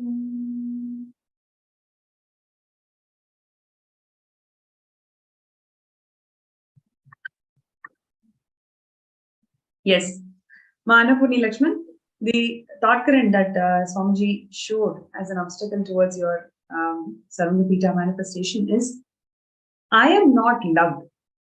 So, moment you carry this very cognition that I am not loved, even if the cosmos is showering you with all blissful relationships, with everything that you have, right? You will not be able to enjoy anything. You will just be a spectator. You will only be a spectator and keep that space of victimhood forever, right? And what Swamiji is also showing is this feeling of I am not loved is stemming from an incompletion that you cherished with your father at the age of 7, right? So if you the earliest moment with your father and sit and complete that incident, you will start seeing the reality in a very different way. So you will not encounter the obstacles that you are facing today towards the SJP manifestation. So all it requires is your decision that, yes, I am not loved is a silly cognition that you are carrying. Of course, all of us are loved by Swamiji. Why do we want this so-called attention from the human beings? When all of us have Guru in our lives, it is nothing but the ultimate tathastu from the entire cosmos that cosmos loves us. We are the most blessed and blissful beings of the cosmos. From that cognition, shift this thought current of not feeling loved and you will see simply the things like finding the right buyer for your property will simply happen, ma.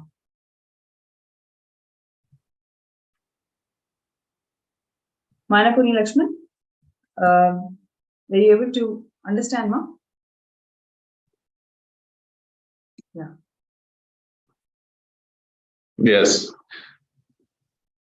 Next person who has responded, Ma Vandana Agarwal, Nithyanandam. Can you hear me, Ma? Nithyanandam, you can give me a thumbs up. Okay, great. Yes, Nithyanandam, Ma. Yes. Om Nithyananda Paramashivoham. Om Nithyananda Paramashivoham. Om Nithyananda Paramashivoham.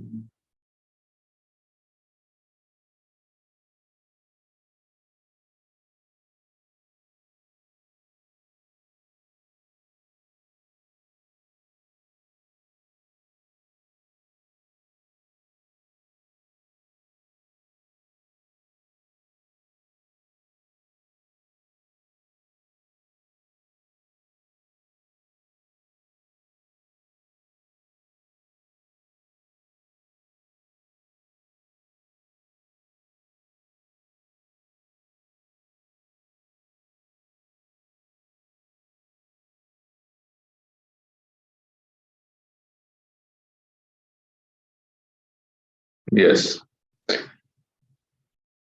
Yes, Mahavandana. Yes. See, what Paramashiva revealed is the idea that you carry of resources around you means you always become powerless when something is leaving you. Whether it is wealth, whether it is knowledge sharing, whether it is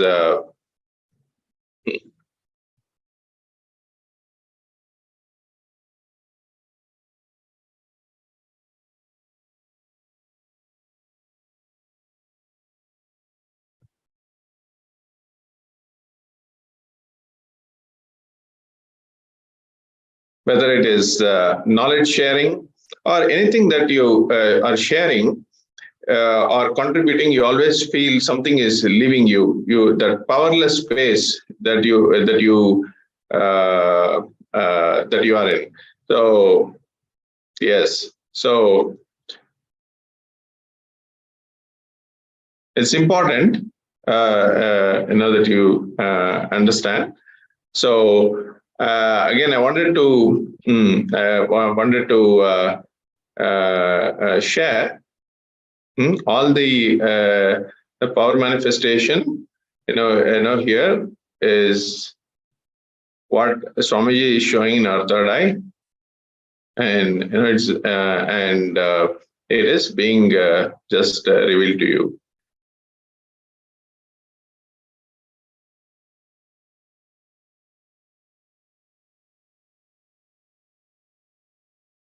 Yes.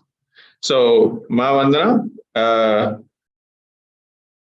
one thing is you just make that decision today. Anything that is leaving, look at some of the incidents in your life, and at least recent incidents. When you just look at it and come to this conclusion that you will not be powerless on these situations, you will simply this mental setup will not be there. You will be able to make the decision today. You will be able to make the decision today to become Sarvagna Pita Yajman fully. Yes.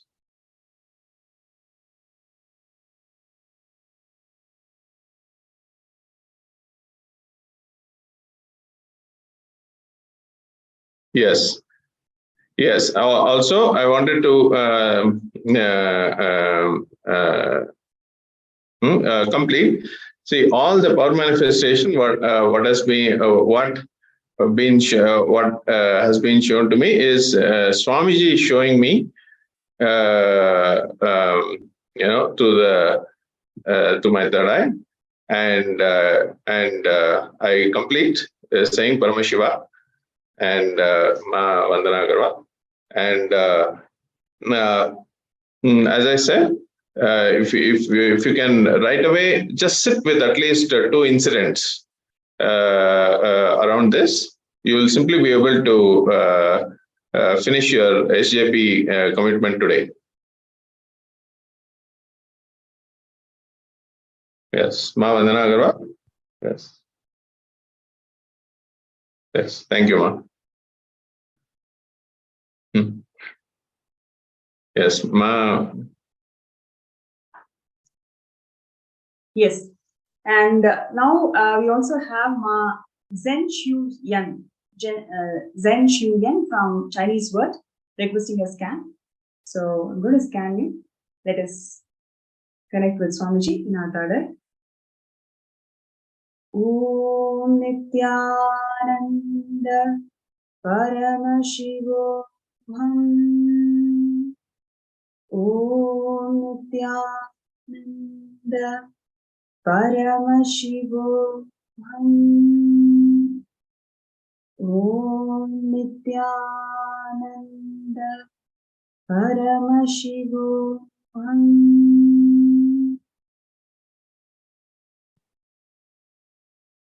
Yes. Ma Sen Shuin, one of the things that Swamiji showed very prominently was there is the financial commitment that you told that you would honor to one of your relatives. And for many days now, you are not thinking about it or you're not taking steps towards that. So today, right after Darshan, taking blessings from Swamiji in Darshan, I would like you to call the person and complete with the person. Moment the person is healed, you will see suddenly there will be a huge influx of wealth in your in every step that you're taking towards the manifestation. Because see, it is actually the non-integrity that you're holding in your inner space which is stopping the manifestation and every single blessings that you're getting from Swamiji. So right now, right after this darshan today, immediately call the person, complete with the person. The person will be definitely complete. Once you explain your situation and your intention, the person will be complete. You take responsibility to complete the person, and after which take steps towards SJP manifestation. Today itself, make that first step. You will see how there will be multiple windows, multiple opportunities that will start opening up for you.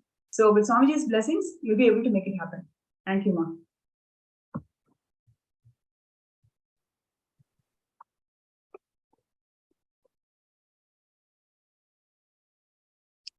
So next we have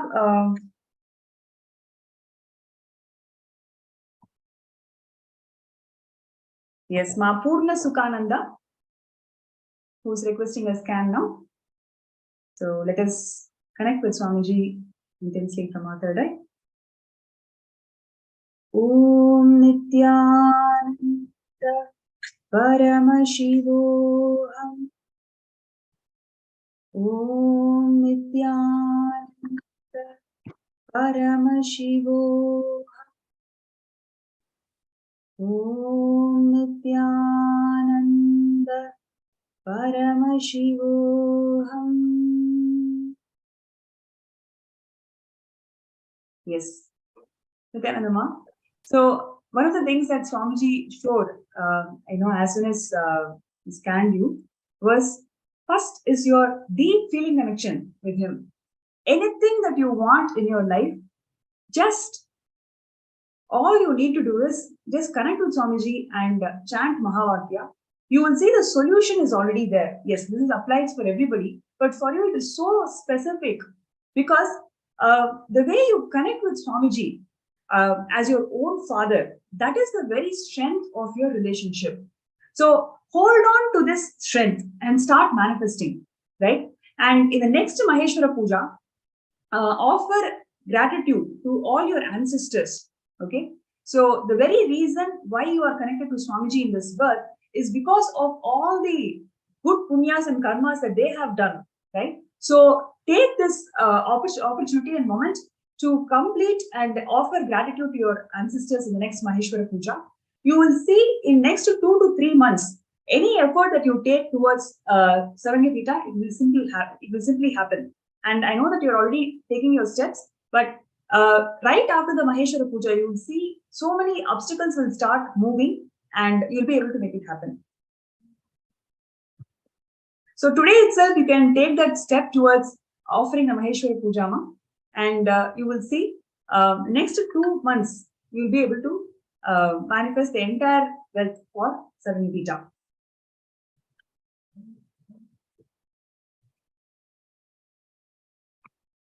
So I'm just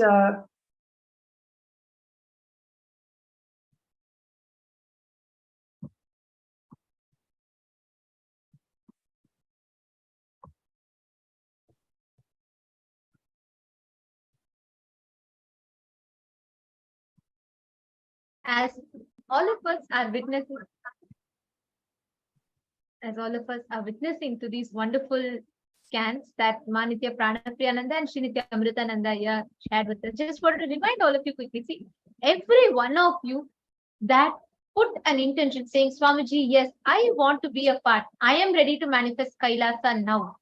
Please understand, whatever is revealed through the third eye is Swamiji's personalized, tailored revelation exclusively for you, precisely to the point that you need to shift, and where if you shift, you will have a breakthrough. Please understand, third eye is like a hotline connection with Paramashivam, with Swamiji. And Paramashiva himself has come down for all of us in the form of Swamiji, just to make sure that each and every one of us who have had the intention, even in the remotest corner of our inner space, all of us can manifest it. You have an inexhaustible resource, in fact, which is your personal hotline connection with Swami. So do not miss, every one of you that are here. Take a few minutes, each and every one of you. Just if you have Atma Murthy right next to you, right, just go and sit. Just hold Swamiji. Just hold Swamiji and connect to Swamiji and see what is Swamiji revealing to you in your third eye. Please understand, each and every one of you that are sitting here, not just us, every single person who has been blessed by Swamiji, who has been initiated by Swamiji, even one. Each of us have an inexhaustible conscious resource in our inner space, which is called the third eye. Third eye is your personal hotline connection with Swamiji. You can actually listen to Swamiji responding to you in your inner space. We all have, Swamiji will beautifully tell, right? The Atma Swamiji in us, the form of Swamiji in us, which is in our inner space, which is our beloved Swamiji sitting inside of us, who will respond to every question that you have, who will solve every conflict that you have, who will guide you, walk you the path wherever you are stuck. All you need to tell him is your intention, and he will show you the path of how you can manifest that reality. So there are so many of you, there are such an overwhelming number which has put, yes, I want to manifest Kailasa now. Requesting for a scan also. So we will scan a number of you, but I also request every one of you here, connect to Swamiji. It is not just us. Every one of you can manifest this power. Each and every one of us are Swamiji. Each and every one of us can experience that oneness with Swamiji. All you need to do is connect to Swamiji inside of you. He's actually sitting right now, talking to you.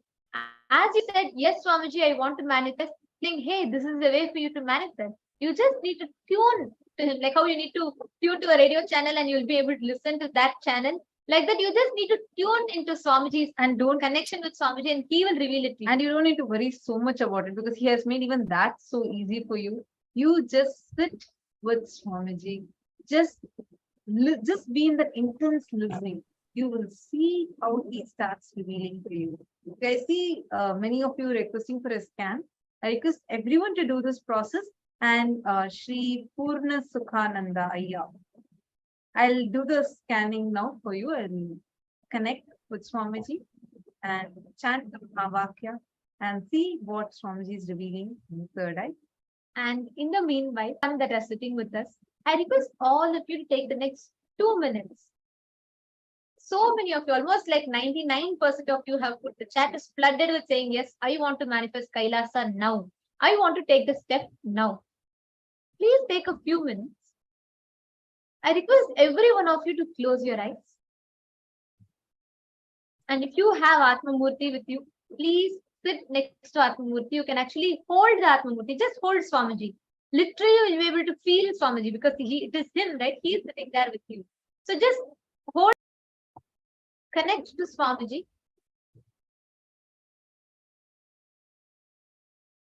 Please sit straight. Mayanja Devarni, you can actually go next to your Atma Murthy, right behind you, Swamiji sitting. Just move next to Atma Murthy and you can sit right next to Swamiji.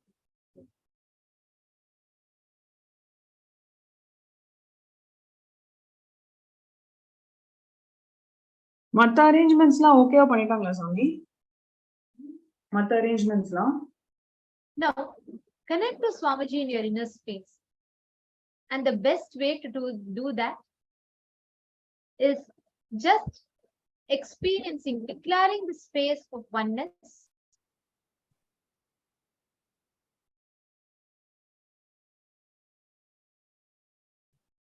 And chant the Mahavakya.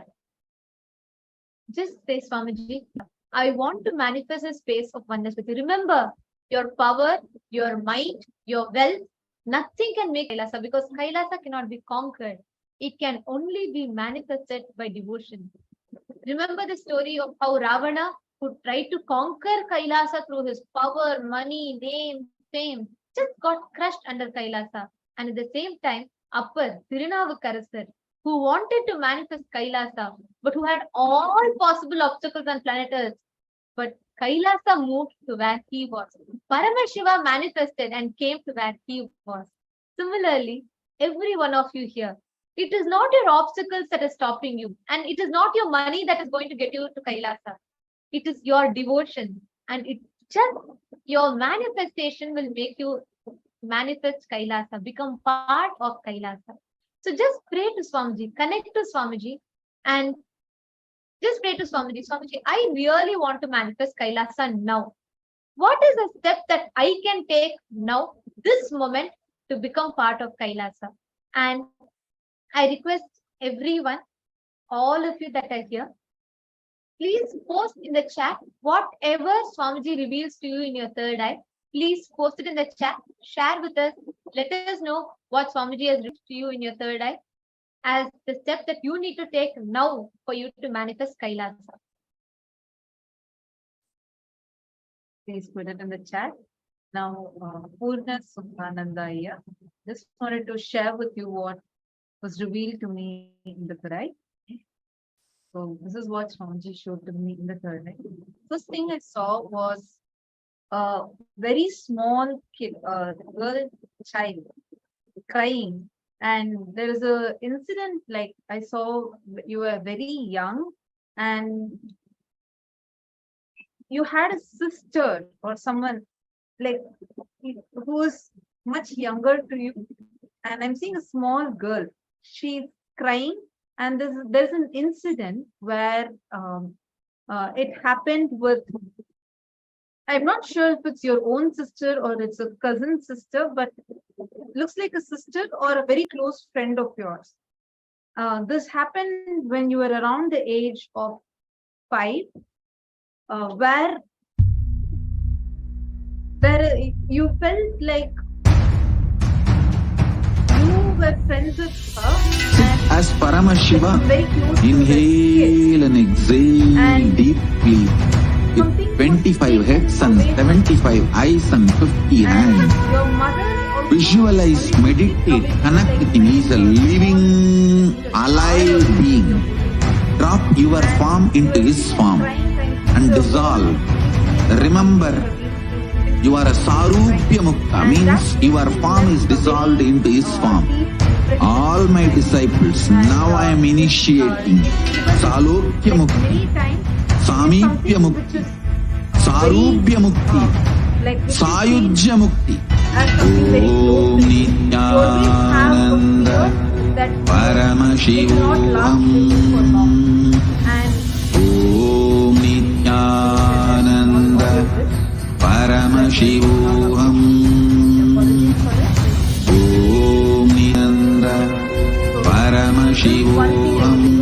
And actually, this is Om Nithyananda. your grandparents and your father had been through an extremely tough time. Your grandparents especially have faced a famine, and because of that, and they have been victims of a famine that had happened, and they were struggling even for a meal, and that left a very deep insecurity in literally in their biomemory level, which was even inherited by your father, where even him till his age of 24, he had struggled a lot even to get a proper meal. Even to get a proper meal, he had struggled a lot. So all of that had made him feel very insecure. So if you remember, even in a young age, the concept of will is with this insecurity only thought to you. Mainly I'm getting it as your father, and he had faced this, and that is what is the thing which is there even inside you right now. There's a deep insecurity when it comes anywhere, anything to do with wealth. The very concept of wealth is with insecurity that you cannot do it. It'll like go away from you. So this is what I was able to scan and see. You can share in the chat if you were able to relate with what I had shared. And don't worry, just identify that incident. And now, see, all the problems and suffering, everything we face, as long as we are holding on to that, like as long as we think we are the ones who are doing it. Now we're going to be having the darshan. In a few more minutes, we're going to be having the darshan. Just intensely connect with Swamiji. Just be in the deep feeling connection with Swamiji. Swamiji will just melt your insecurity, and you will see how the whole breakthrough will happen to you suddenly. That insecurity will just leave you when you take a step by putting that insecurity at his feet and remembering that just Swamiji will take care of it. You write down 5 incidents that has happened in your life where you are able to see that always anything you might feel that things are all just failing, almost things are like just collapsing, but you saw that Swamiji had saved you from that and everything turned out to be auspicious for you. Just write down 5 incidents and sit for the darshan. You will see how the breakthrough is. This is what I was able to see, yeah. And let us know if you were able to relate to it, if you received the scan. And all the other participants that are sitting here, I request every one of you to take a few minutes to share and let us know what did Swamiji reveal to you in your third eye as a solution, as the path for you to manifest Kailasa. What did Swamiji reveal to you in your third eye? What did Swamiji show to you as your path to manifest Kailasa? Please take a few minutes and all can share with us. And every one of you post in the chat, understand any situation in life. Just use your personal hotline connection with Paramashivam, which is third eye, and Swamiji is there exclusively sitting in your inner space, available for you to talk to you, literally to talk to you and to respond. So you can just ask Swamiji and see what Swamiji is revealing to you in your third eye for you to take that jump, take that step forward. Yes, there are so many of you who are requesting a scan and specifically mentioning that you want to make the SJP happen. That's really nice. And I'm going to scan a few of you now. First one is Cow Sion Land. Teacher, please help me to see how I can manifest SJP. So let us both intensely connect with Swamiji in our third eye. Let's chant the Mahavakya. Om Nithyananda Paramashivam. Om Nithyananda Paramashivam. Om Nithyananda Paramashivam.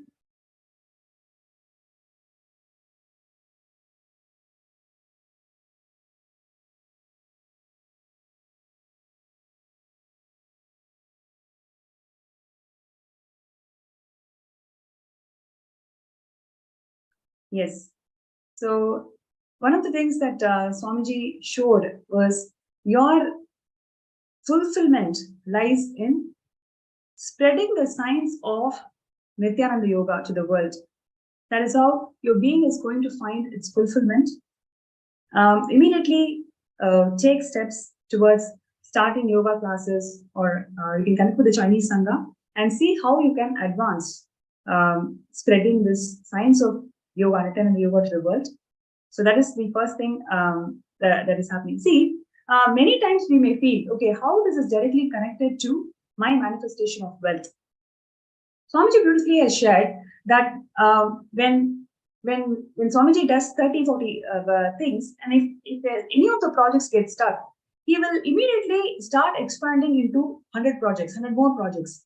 So if you are stuck in wealth manifestation right now, just take this step towards sharing and spreading the science of yoga, because becoming the SJP is nothing but you attaining that fulfillment, right? So you take steps towards spreading the science of Nithyananda Yoga, connect with the Chinese Sangha, and you can invite them. Every day we are having 3 hours yoga session, so you can invite them to attend the 3 hours yoga session that's happening in the MPSM program. So in this way, you are moving one step towards the fulfillment of your life. When you start moving that step, then suddenly you will see the sale that you are working on. There is showing that you're actually working on a sale. So the sale that you're working on, simply it will move. So when you start taking steps towards achieving your life purpose, then Swamiji will simply shower through cosmos that whatever other steps that you are taking towards SJP manifestation, it will simply happen. So that is for Kaus Tian Lian. And next person is Ishana Priyatmananda. Please can we for wealth manifestation to pay for SJP. Great. So let us connect with Swamiji in our third eye. Let us chant the Mahavakya. Om Nithyananda Paramashivam. Om Nithyananda Paramashivam. Om Nithyananda Paramashivam.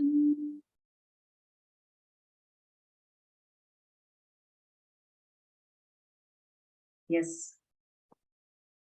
So, my Ishana Priyatmananda, so you immediately, the thing that Swamiji showed was deep hurt that you're carrying, that your mother doesn't like you, right? You had a very difficult childhood where you perceived that you never received love from your mother. Because of which, now, anything that is happening in your life, you are not able to see the possibilities.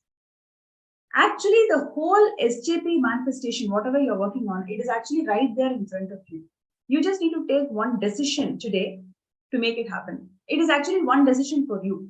But for you to make that decision and see it for yourself that yes, this is there and you could do it, you are not able to see because the whole thing is deluded right now. So what I would like to share with you is, today right after the Darshan, during the Darshan itself, connect with Swamiji as Parashakti and experience intense healing, right? In the Darshan itself, you'll start experiencing that healing because right now third eye scanning is happening and right after the Darshan is happening. So Swamiji's presence will simply heal you. reflect all the pain moments, every single pain that you carried, that whenever you felt that you've never experienced love from your mother, just start reflecting all of that. You will see in the darshan itself, Swamiji will simply heal you.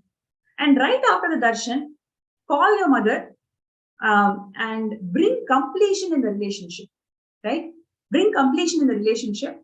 And right after that, you will actually see that the whole money, whatever is necessary for SJP, it is right there with you. You will be able to see that. And today itself, take that step. Don't allow the mind to play on you more and more and more. Just today itself, take that step. It'll simply happen. Right? So thank you so much. I hope that helps. You can actually message if it made sense. Now, next. Okay. Next, we have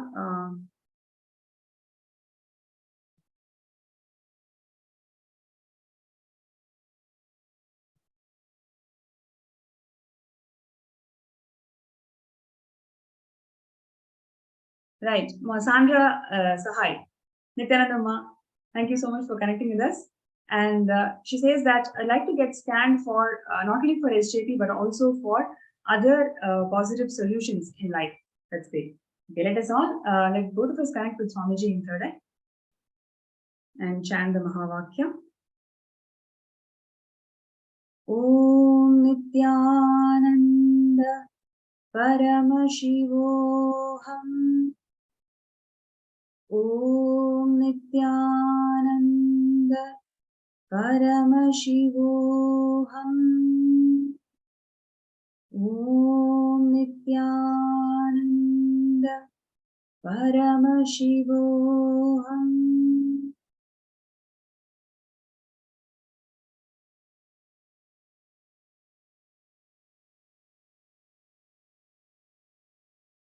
Yes. So, one of the things that Swamiji showed, which is remaining as an obstacle towards SJP manifestation is, see, for you, whenever life gives something which is not in your comfort zone, but something expansive, the first immediate always, I don't know if I can make it happen, and shrink. Right? So just start reflecting. Whenever something expansive comes, what is your default reaction? You may consider it after that, but what is your first default response? Right? So becoming a Sarvanyapita Yajaman, it is not just with wealth you can become, it is about deciding to be extension of Paramashiva, extension of Swamiji himself. So now, when you want to become the extension of Swamiji, then what is your first default response? Oh God, so much work. I'm already struggling. I don't have time to spend with my family. Right? So that is the first default response. So now start looking into it. Right? So it is not you taking some XYZ step to manifest wealth, but actually shifting your inner space. Shifting your inner space within and seeing that all the expansion that life demands from you is only for you to realize that you are Paramashiva. Swamiji is showing all these opportunities, all these expansive things right in front of you, only for you to become him. Right? So have that cognition shift. Today, decide. Whenever you are going to be showered with one expansion, you may get a call today and somebody may say, okay, why don't you look into this shop, which is a business opportunity. Immediate response will be, oh, I don't think I'm capable enough to do that. Instead, start seeing, okay, Swamiji is actually giving me this opportunity. Let me see what I can do about it. Moment you start responding to life from positivity, you will see things will start happening, Ma. It will really start happening. And you've also asked what you need to do for positive things to be happening in life. This is exactly what you need to do. Moment life is giving you an opportunity, instead of immediately shutting down the doors, see that Paramashiva wants you to expand in this dimension. Swamiji is beautifully lifting you towards making you as him. So now decide. You will not respond immediately. Whenever something comes out, you are not going to immediately say no. You will actually see, you will actually reflect, okay, how Swamiji wants me to expand in this dimension. You will reflect, you will see, then you will actually, when you connect to Swamiji in your third eye, you will see that this is exactly what you also wanted in life, which is exactly what is happening to you right now. So from that cognition, take steps. Right? So Ma Sandra said, hi, understand, Ma?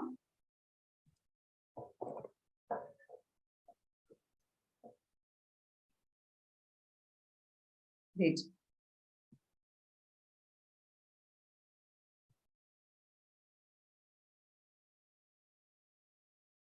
So we have is Ma Ayana Schmidt.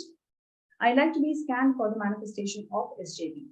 Okay, great. So now let us connect with Swamiji in our third eye and intensely chant Mahavakya.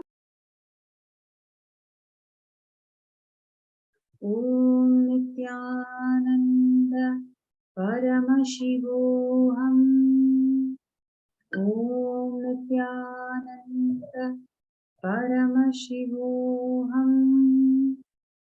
Om Nithyananda Paramashivam.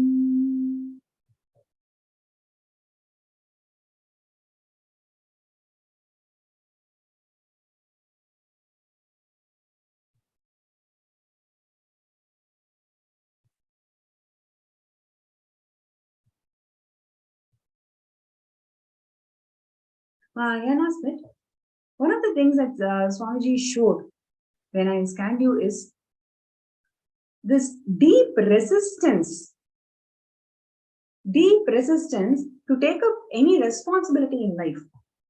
Right? Swamiji has shared in many satsangs, wealth is nothing but you taking responsibility for it. And yesterday we actually saw taking creation as your very mission. Right? Now, when you say that, okay, you want to manifest SJP, take this creation as your very mission in life. Who is going to do SJP? You have to bring the whole Chinese world towards this divine effort of becoming a Sarvangapita Yajaman. So take this creation as your very mission in life. Spreading about Kailasa, spreading about Sarvangapita to everybody you know, making them part of it. When you take responsibility to make this creation of you becoming SJP as your very mission, you will see you are simply showered now. Nothing else is required. You just take this creation as your very mission. Then any resistance to responsibility that you have, it will simply drop because it doesn't have any meaning. Right? You may ask, okay, what does it mean by taking creation as your very mission? I can give you one example from Satsang.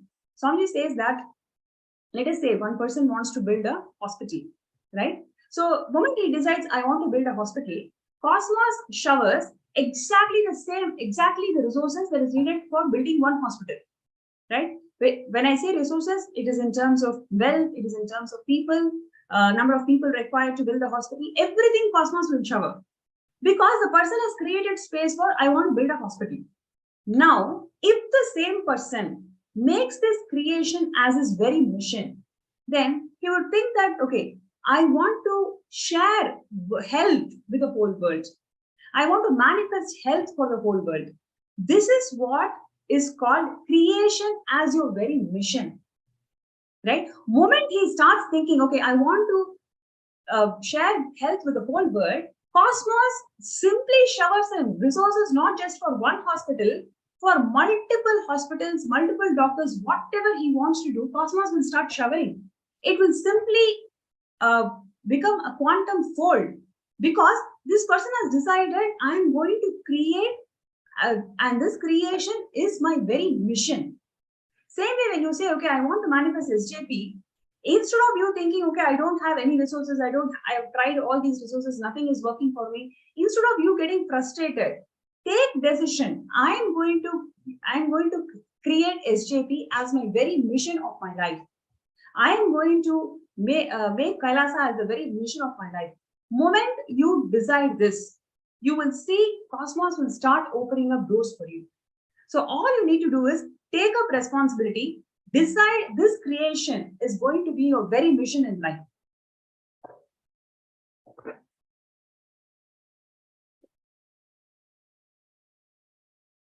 Is that clear, ma? So you can post that in the chat. Right. And now let us go to the next person. Ma Sonia Rao. Yes. So let us now intensely connect with Swamiji. Now third eye. Om Nithyananda Paramashivam. Om Nithyananda Paramashivam. Om Nithyananda Paramashivam.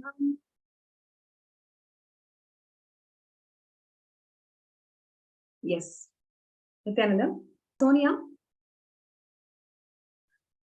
you are going to manifest SJP through your parents or your ancestral wealth. Okay, you will be able to access this and you will be able to make it happen. Today itself, take that step. Whatever is possible from your end, right? You take your step, showing to the cosmos that you seriously want this. You seriously want this and you really want to make it happen. Moment you take this step and start approaching your parents or your for your ancestral wealth, it will simply happen.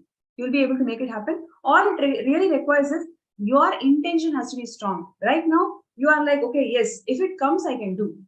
No, I have to do. Moment you decide that, okay, I have to do, then you will start understanding every single door that is left unattended. You will start opening up those doors, right? So decide that you have to do it. It is not like, okay, if it happens, I'll do it. Then when your intention is not clear, right? So though you may take steps, it doesn't help, it doesn't result in the way you want. So today, take a strong step, right? Take one step towards the payment.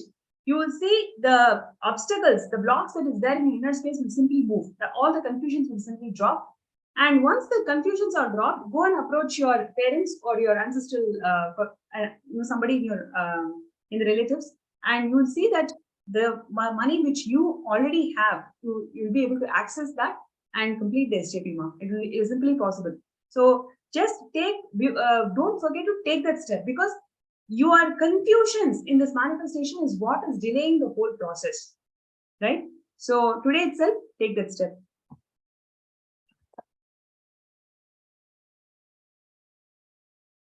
Okay, Sivanesanaya, I'm going to scan you.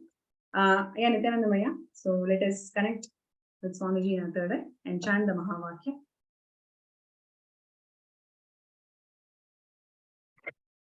Om Nithyananda Paramashivam. Om Nithyananda Paramashivam. Om Nithyananda Paramashivam. Yes. Yes. Yeah.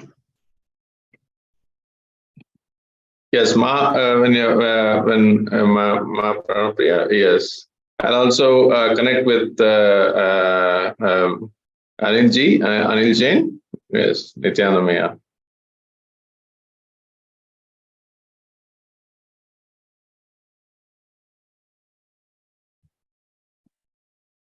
So while Sri Amrita is doing the scan, I'm just going to finish sharing what Swamiji showed for Sivanesanaya.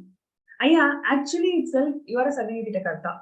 Actually itself, you are a Sarvanya Karta. You just need to be convinced, right, that the money that you are having, is it really worth it to go all out and make this happen?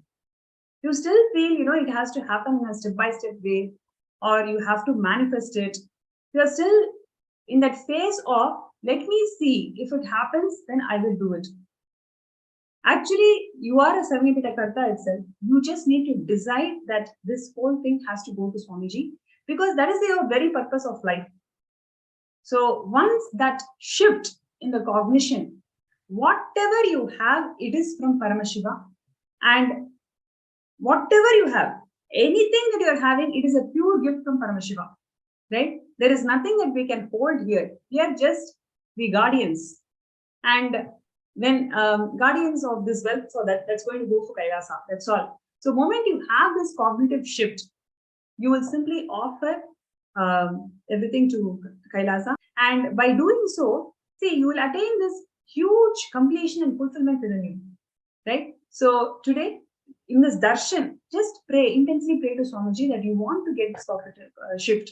You want to experience him, right? So just as you intensely pray to Swamiji to get that shift, you will see all the things will simply move. You know exactly what you need to do to make it happen. So by this Shivaratri itself, you can make it happen, actually.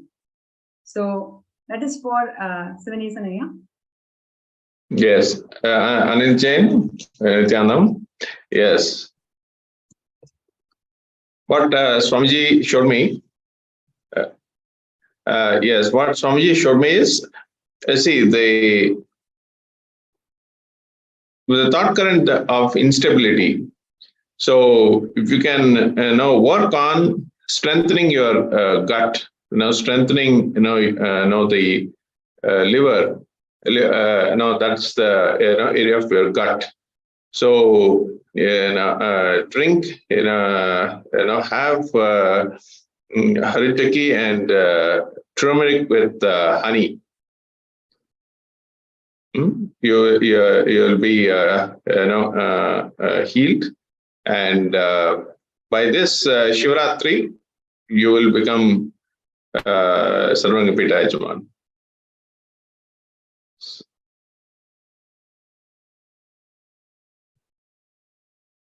And during this darshan, just beautifully, just sit in this space, and you'll be in a powerful space to become Sarvanyapita Yajaman by Shivaratri. Yes. Next. Let's see. Next person.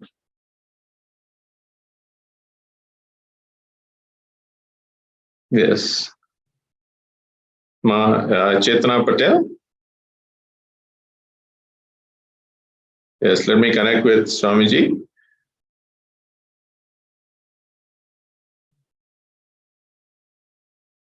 Om Nithyananda Paramashivam. Om Nithyananda Paramashivam. Om Nithyananda Paramashivam.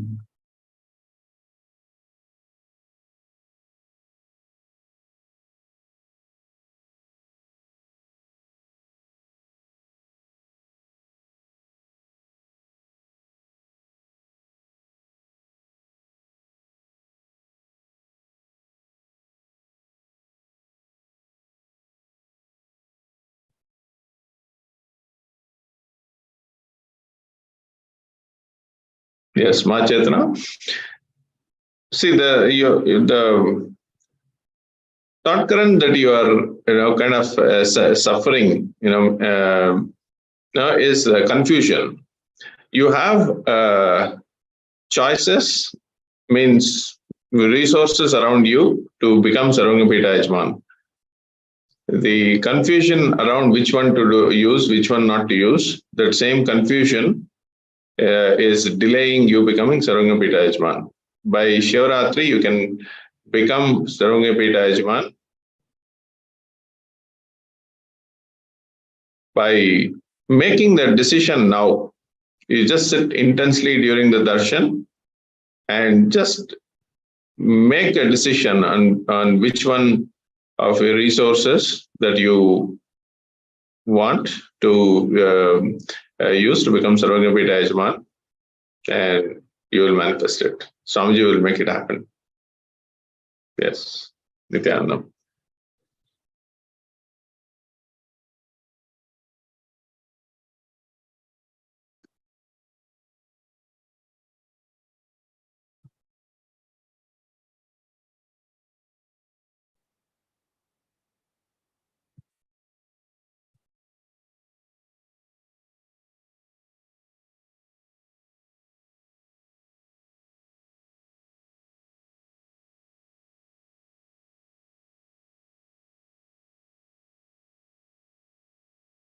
Okay. Yes. So next person. Okay.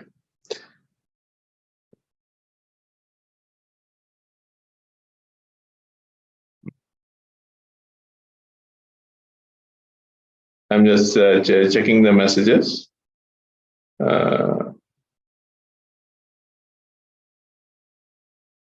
Yes, Ma Kirti Punekar.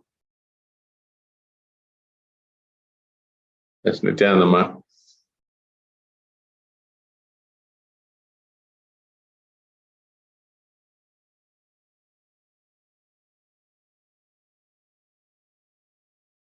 Om Nithyananda Paramashivam. Om Nithyananda Paramashivam. Om Nithyananda Paramashivam.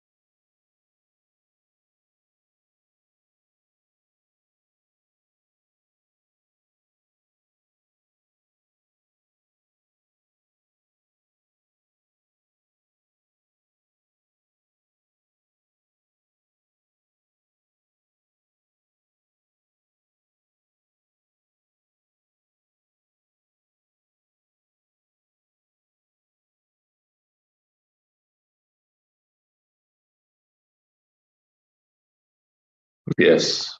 Yes, Kirti Punekar. Yes. So what Swamiji revealed is your indecisiveness, in many things that you do in your life. Even when it comes to SJP, the same pattern of indecisiveness is there. And if you just sit now, just look at the very recent ones, where you're not able to make the decision. Just pick one or two situations in your life today. Just sit um, with those situations and complete with it, and just sit in this darshan.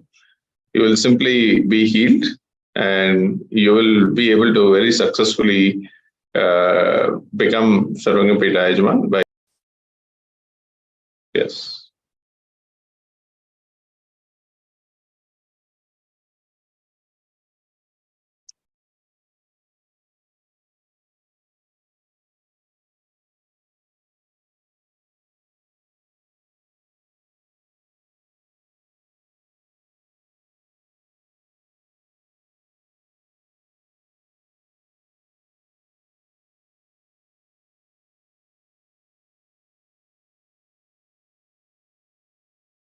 Yes.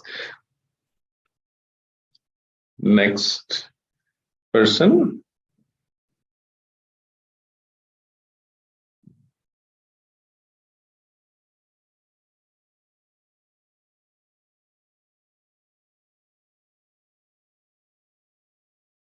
Yes. Ma Yoga Rupini.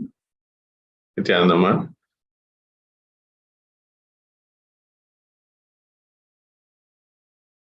Om Nithyananda Paramashivoham. Om Nithyananda Paramashivoham. Om Nithyananda Paramashivoham.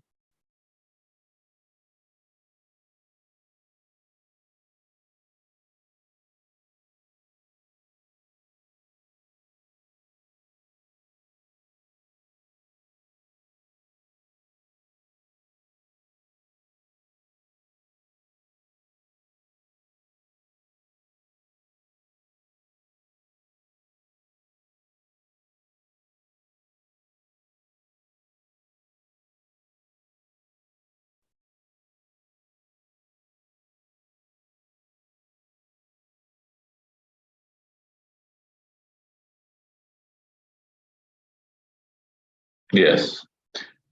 Yes, ma. Ma Yogna Rupini. Yes.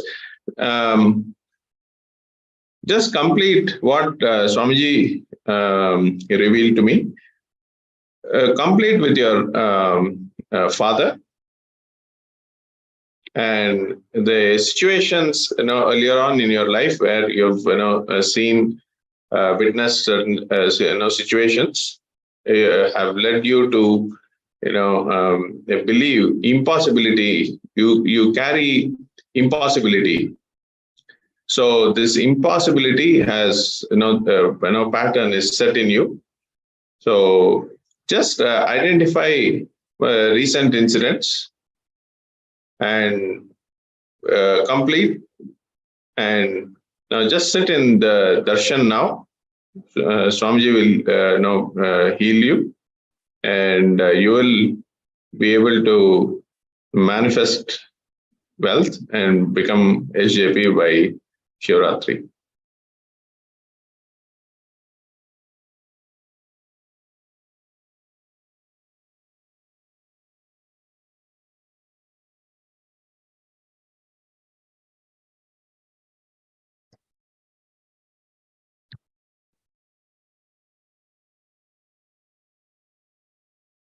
Yes.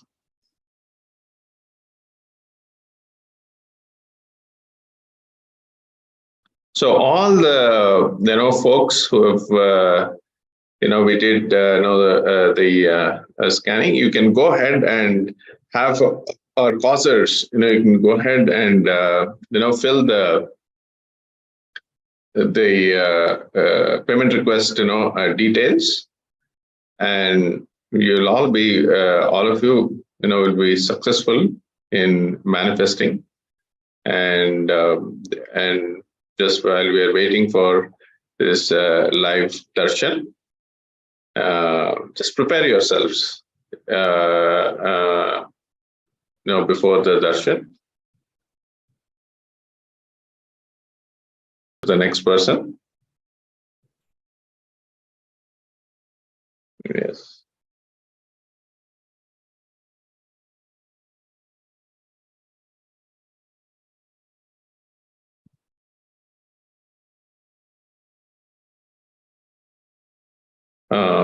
Yes, next person is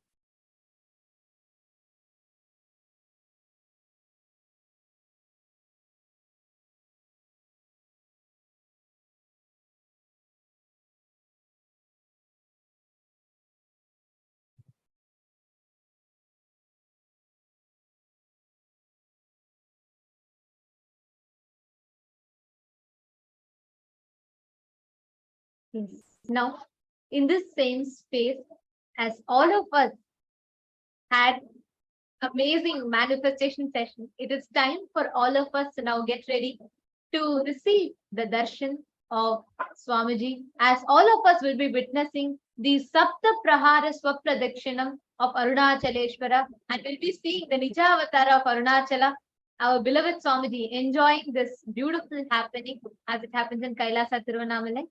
ध्यायेत् कोटिरविप्रभं त्रिनयनं शीतांशुगङ्गाधरं दक्षाङ्घ्रिस्थितवामकुञ्चितपदं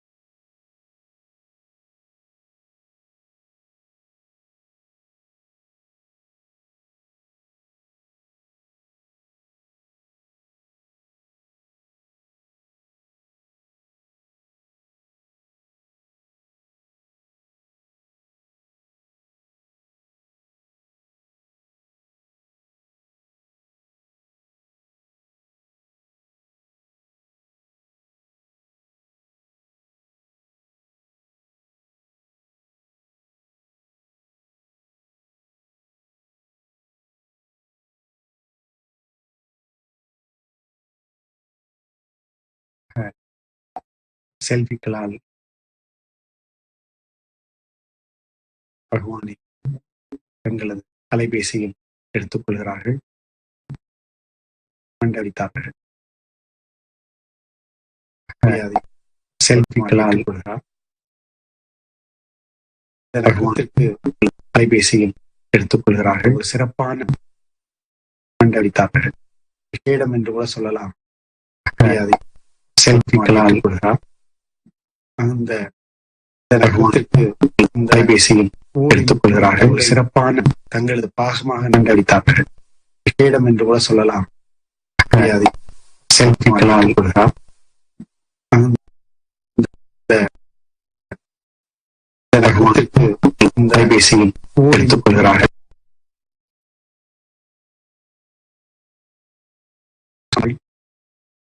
அவ்வளவு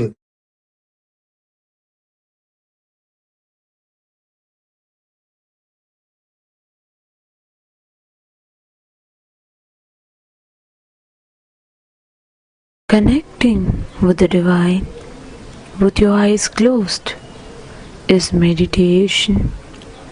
Connecting with the divine with your eyes open is darshan. Come, let us all now move from meditation to darshan. Slowly, very slowly, please open your eyes.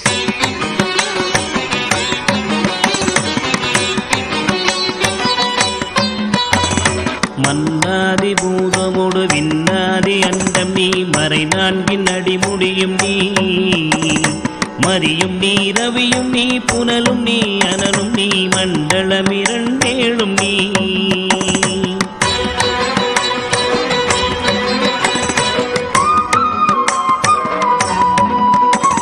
பெண்ணும் நீ, ஆணும் நீ, பல்லுயிர்க்குயிரும் நீ, பிறவும் நீ, ஒருவன் நீயே.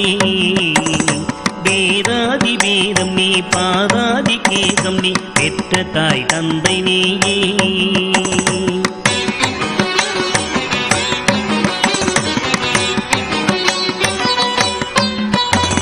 பொன்னும் நீ, பொருளும் நீ, இருளும் நீ, ஒளியும் நீ, போதிக்க வந்த குரு நீ.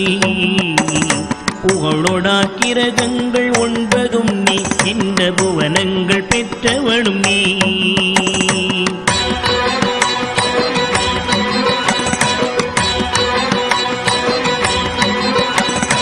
என்னறிய ஜீவ கோடிகள் ஈந்த அப்பனே, என் குறைகள் யார் குறைப்பே. குறை தீர்க்கும் தூயவா, குன்றம் போல் நின்றவா, நித்யானந்த தேவா. குறை தீர்க்கும் தூயவா, குன்றம் போல் நின்றவா, நித்யானந்த தேவா.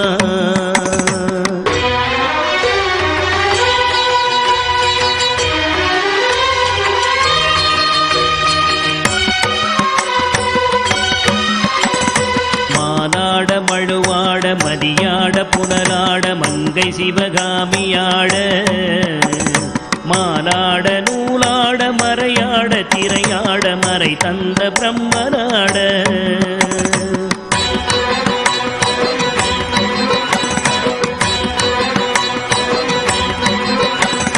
கோனாட வானுலகு கூட்டமெல்லாம் ஆட, குஞ்சர முகத்தராட, குண்டலமிரண்டாட, தண்டை புலி உடையாட, குழந்தை முருகேசனாட.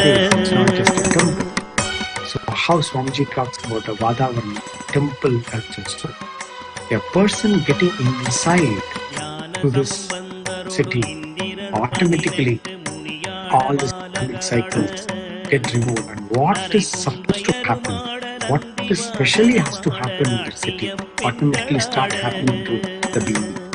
Yes, so that is the these all cities.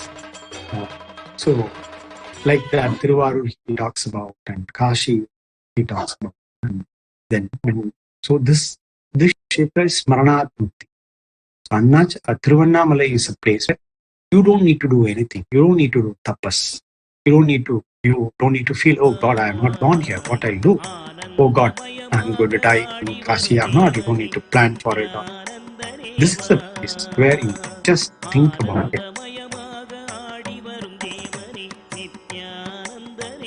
Okay, so Ninittale Mukti, that is Smaranat Mukti. That's a plus of, that's a core of Thiruvannamalai. It has a many name, Thiruvannamalai, Sonamalai, Vedapuri, so many names it has. So, and the man is talking about the city. So, we all have to understand when we talk about this Arunachala Purana or something like any, there are certain ways they calculate and they take the historical points. But as far as Hinduism is concerned, it's Sanatana. You can't just, it's a normal, so-called scientific proofs. We can't just get a time frame. This kind of Puranas, really helps us to understand the timeline of the cities and the happening of the city. So all these points what Nandi Devan is talking about is beautifully explaining how great the city is.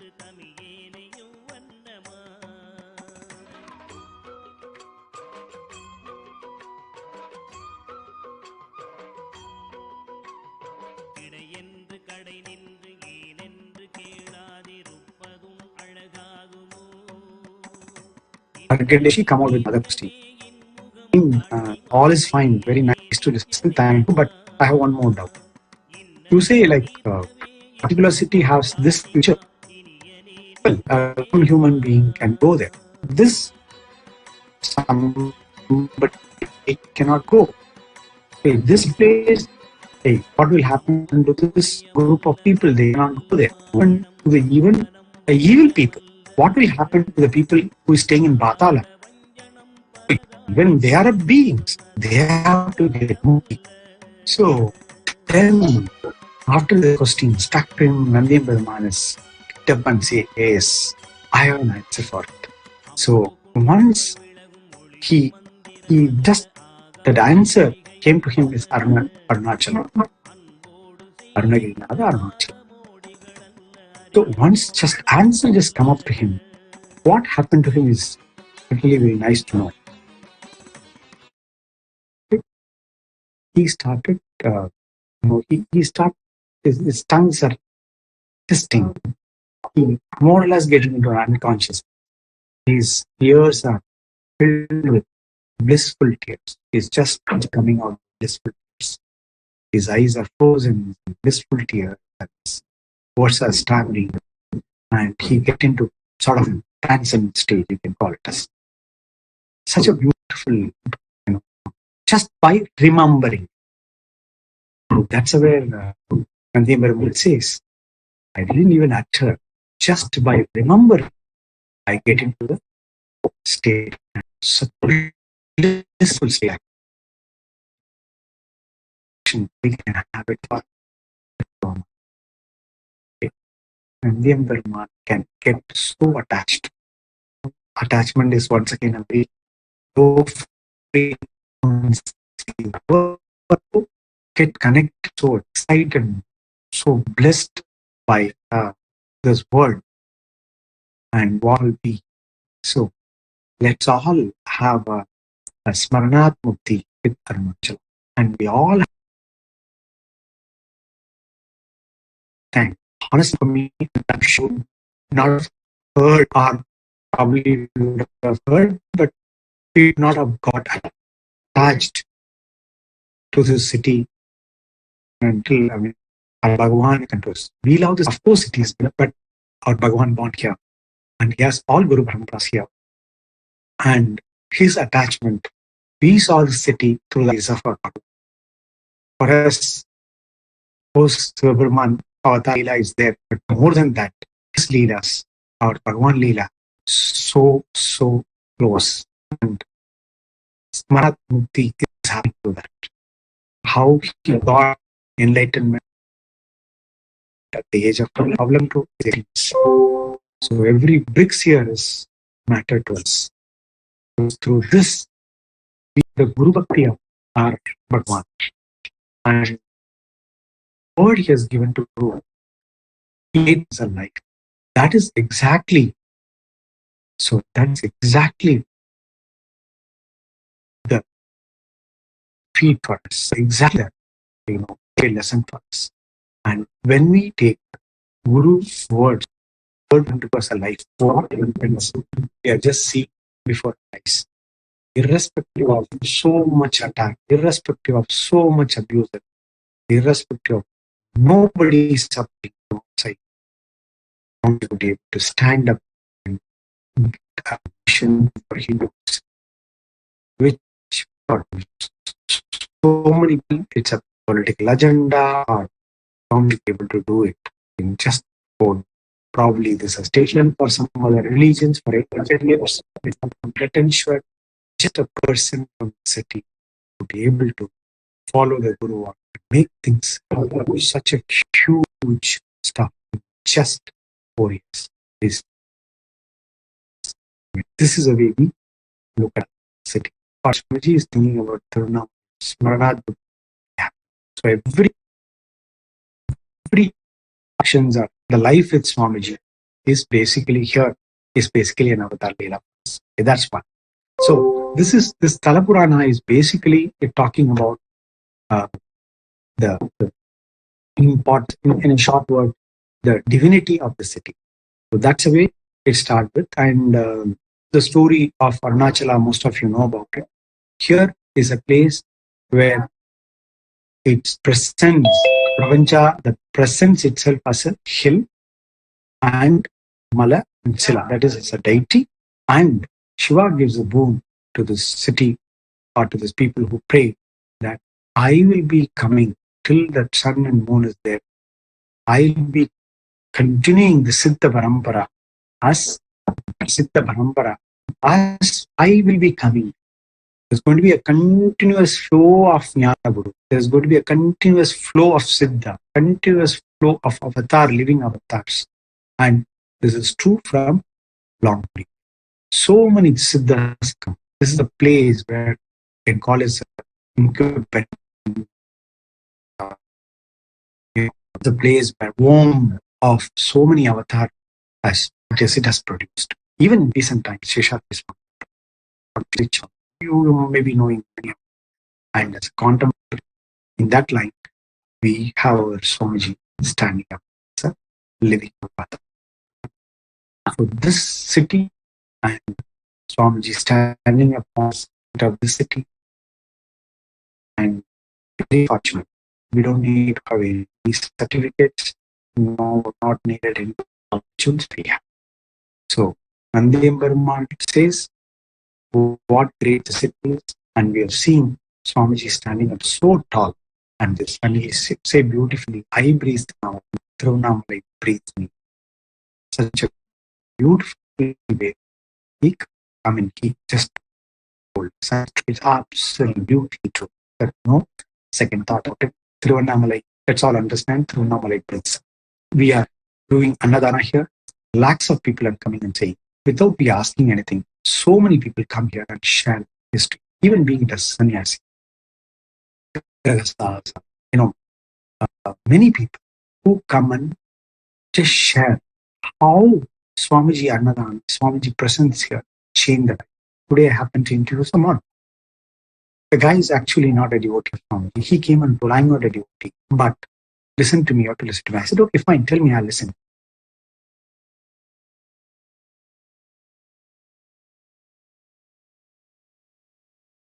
He said, my friend, trust me, after that he stopped a 50-year practice of drinking and he started going to each and every place and talking about meditation and all. He left his body for a few years. He said, I'm so thankful. All tears he stopped. So every person life, to be very cautious, I can say most of the people who walked in here, I'll say everyone, let me break my barrier and just say everyone here got touched by Swamiji. I happened to interview one sannyasi who said, I don't want to come in Canada. And he shared that how Swamiji Saptha, he comes and he gives all money to us and we feel he is there for us. And Nandidevar in this Arunachala Pranam is very clearly telling, in this city there won't be any disease and there won't be any poverty or food shortage or something. which is beautifully happening through our Swami. Such an Annadan happening here. So people don't need to worry about the basic thing. And all this community has such a gratitude for Swami. We do Aushad Annadanam. I know all of us know about it. So Aushad Annadanam is basically organic. It just, see, in our Hindu Sanatana Dharma, food is a medicine. So in whatever the food, Swamiji beautifully say, come here, take for 21 items, 11 items. All items are given. And they come and Grivalam, and this Grivalam, 11 times you do, all the diseases will go. Of course, when he gives Anna, not just Anna, it's become Anna Dhyanam. It is blessed, and we tell them, people, of course it's organic food, it's a natural food. We tell them how to eat properly, how to eat the right way of eating. We give a pamphlet, we educate them, we do Jnanadan also. And when it is blessed by Avatar, it is not just a piece of rice going in. It is as Shiva and or just, Swamiji himself as a Murthy. Swamiji is going inside and do that stuff. And we as Avatars, we know what happened when we start eating Swamiji's blessed. But the world is now seeing that miracle happens. So Anna Dhyanam becomes Dhyanam. Anna Dhanam becomes Anna Dhyanam when this happens. Nandi Deva says, this city is not at all seen. Nobody comes here have the problem or worry or concern about food. That is a great power of this city. So this is, I thought of giving you a small glimpse of whatever we talk in Tamil so that you understand some of the crux and glimpse of Arunachala Purana also. So this is, we'll just come and join with you in a short break. Thank you. With that.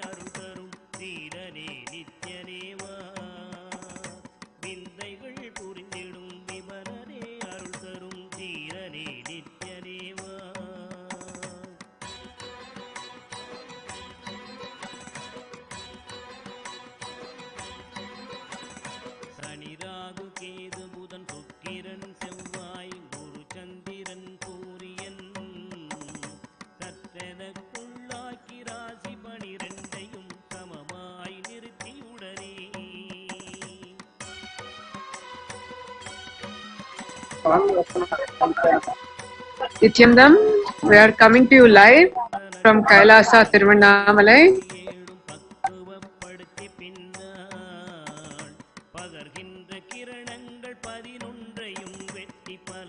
Getting ready to offer the traditional Mandakapali, the traditional offering to Annamalaya, the Utsava Murthy of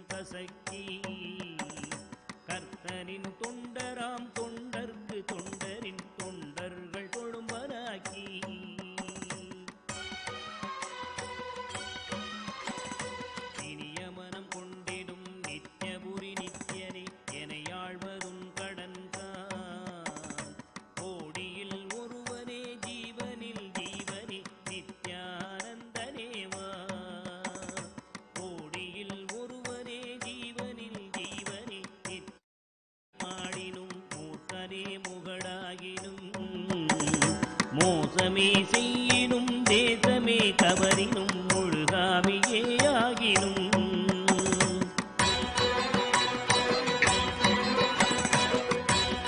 And everybody to தயாராகி பழியனக்கல்லவே தாய் தந்தை கல்லவோ கைலாசத்தோடு பார்த்தவர்கள் கொள்ளார்களோ பாரறிய மனைவிக்கு பாதி உடலீந்தரி பார்க்கதிரவன் உதித்துவிட்ட வேலை அது.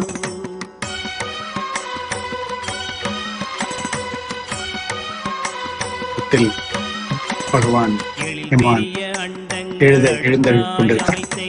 என் குறைகள் தீர்த்தல் பெரிது என் குற்றம் போக்கியே என் மனம் குளிர வரும் நித்யானந்த குருவே என் குற்றம் போக்கியே என் மனம் குளிர வரும் நித்யானந்த குருவே. உண்மையாக இந்த உற்சவத்தை நேரடியாக ஒளிபரப்பிக் கொண்டிருக்கிறார்கள்.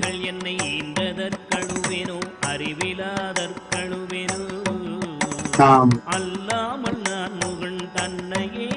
மேலதார்களோடு பெருமானவர்கள் வாகனத்தில் வந்து கொண்டிருக்கிறோம். இரண்டு பக்கங்களிலும் மக்கள் நின்று பெருமானை தரிசிக்கிறார்கள், மகிழ்ந்து கொண்டிருக்கிறார்கள்.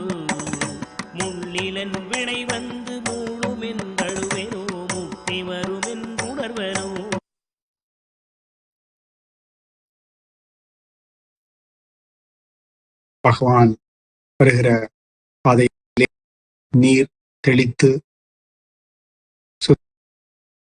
செய்து இருகரம் மேல் எழுப்பி எம்பெருமானே என கூவி இத்தகைய சிறு சிறு instruction, you have to take out the commentary and continue the commentary. சிறு சிறு சேவைகளால் எம்பெருமானுக்கு நானும் என்னகத்தே வந்து விட்டார், நானும் அவருக்கு செய்து விட்டேன், என் வீட்டுக்கு வந்த விருந்தினர் என்பது போல் மக்கள் உள்ளங்களில் எவ்வளவு பெரிய மகிழ்ச்சி என்பதை நாம் அறிந்து கொள்ள முடிகிறது. அரசன் வருவது, தெய்வம் வருவது, இவையெல்லாம் மிகப்பெரிய விஷயங்கள். தெய்வமே இன்று நகருலா வருகிறது. மக்கள் இதயம் முழுவ பக்தி பொங்க பெருமானை ரசிக்கிறார்கள், ருசிக்கிறார்கள், அனுபவிக்கிறார்கள். இத்தகைய செயல்கள்தான் பக்தி மார்க்கத்தை நம்மை தாழ்த்துகின்றன. நமது விதர்க்க மனது அடிமத்தில் நம்பிக்கையை, தெய்வ நம்பிக்கையை நமக்குள் நம் கண்முன்னே கொண்டு வந்து காட்டுகின்றன. பாடல்களும் அர்ச்சனைகளும் அலங்காரங்களும் பூசைகளும் சரியும் கிரியைகளும் நிரம்பி வழிகிற நம் இந்து மதம் மாபெரும் கடல். அந்த கடலுக்குள் சிப்புக்குள் முத்தை எடுத்த மாபெரும் ஞானிகள் அதை நாம் புரியும் வண்ணம், வாழும் வண்ணம் நமக்கு வடிவமைத்துக் கொடுக்கிறார்கள். அத்தகைய மாபெரும் அவதாரங்களோடுதான் நாம் இப்போது பயணம் கொண்டிருக்கிறோம். பிரபஞ்சத்திற்கு எப்போதெல்லாம் அத்தகைய தேவை இருக்கிறதோ அத்தகைய உயிரினத்தின் தேவைக்கு ஏற்ப தெய்வங்களை நமக்கு பரிசாக கொடுத்து கொண்டே இருக்கிறது. அதுவும் திருவண்ணாமலை அறுபடாத கன்னியாய் நினைக்க நினைக்க ஆச்சரியம் ஒரு முக்தி தலமாக இருக்கிறது. நினைத்தால் முக்தி எப்படி கிடைக்கும்? ஒரே ஒரு வழிதான். ஏனென்றால் ஒவ்வொரு யுகங்களும் தொடர்ந்து சித்தர்களும் சித்த புருஷர்களும் வர வர வர வர அவர்கள் செய்கிற தபசினால் நிறைகிற அந்த ஆன்மீக பேரொளி மட்டுமே நினைத்தால் மட்டுமே அந்த முக்தியை செய்வது. அவர்கள் செய்கிற தபஸ்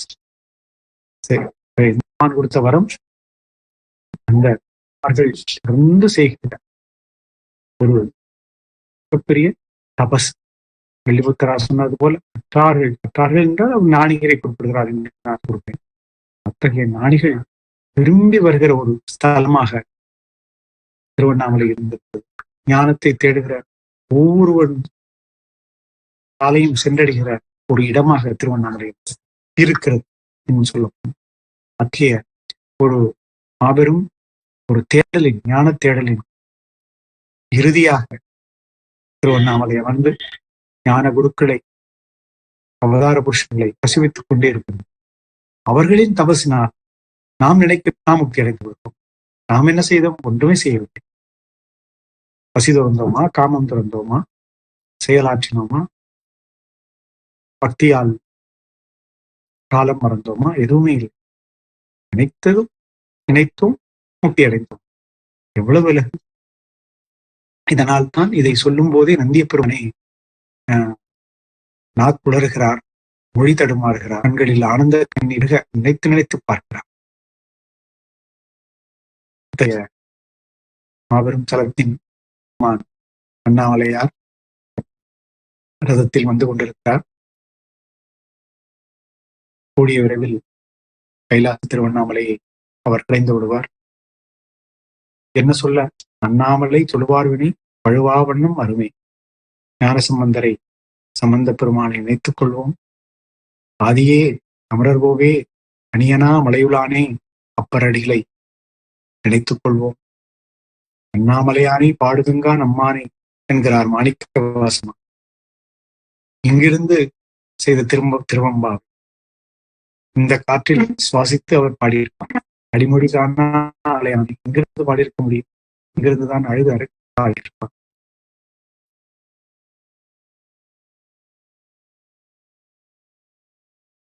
தோழும் அருணாச்சலம் என்றார். இத்தகைய ஒரு மிகப்பெரிய ஞான குருநமச்சிவாயர் என்கிற ஒரு சித்தர், அவரது வாழ்க்கையும் மிக எனக்கு பிடித்த ஒரு வரி. அது ஞான தபோதனரை வா என்று அழைக்கும். ஞான தபோதனரை வா என்று, யாரெல்லாம் ஞானப்பசி தேடி இருக்கிறார்களோ அவர்களை எல்லாம் வா என்று அழைக்கிறது அண்ணாமலை என்கிறார் குருநமச்சிவாயர். இப்படியாக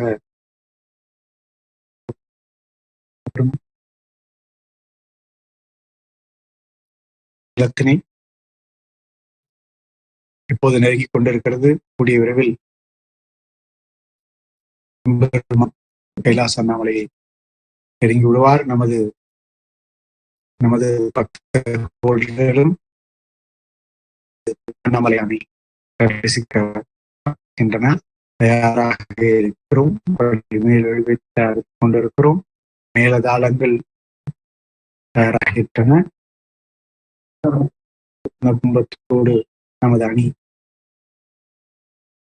நாம தரிசிக்க தயாராகிவிட்டது.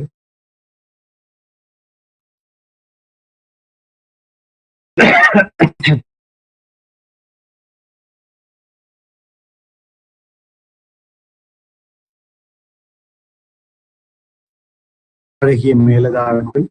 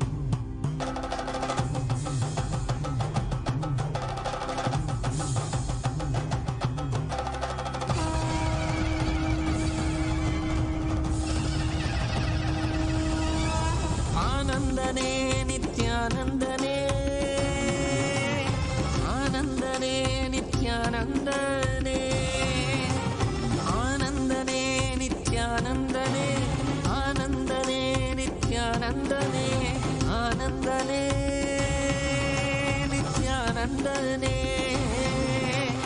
ஆனந்தனே நித்யானந்தனே நித்யானந்தனே நித்யானந்தனே.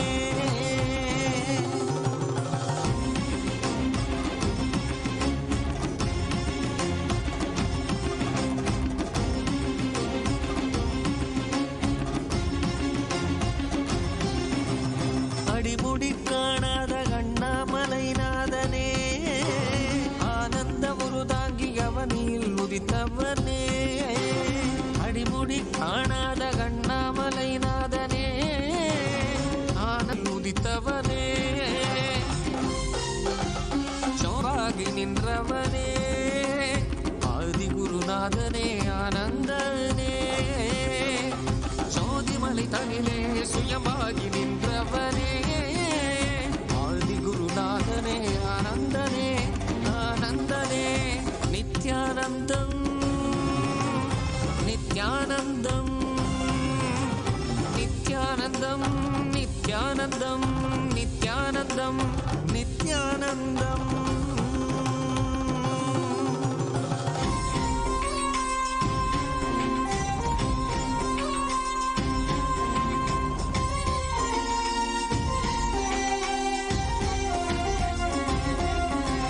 சம்பந்தன் பாடிய சங்கரன் சதா சிவன் நான்முகன் போற்றிய பிரம்மத்தின்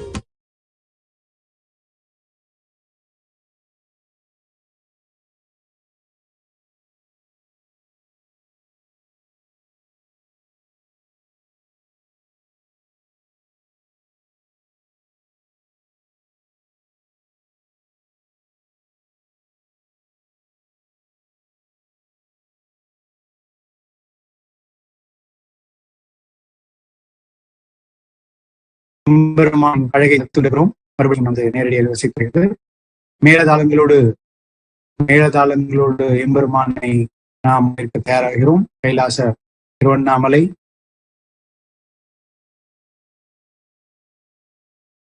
ஒரு ட்ரெடிஷனல் ட்ரெஸ்ஸோட மேலதாளத்தோட ஒரு மரபு சார்ந்த உடை, மரபான ஒரு சைவ ஆகமப்படியான உடை, மேலதாளங்கள்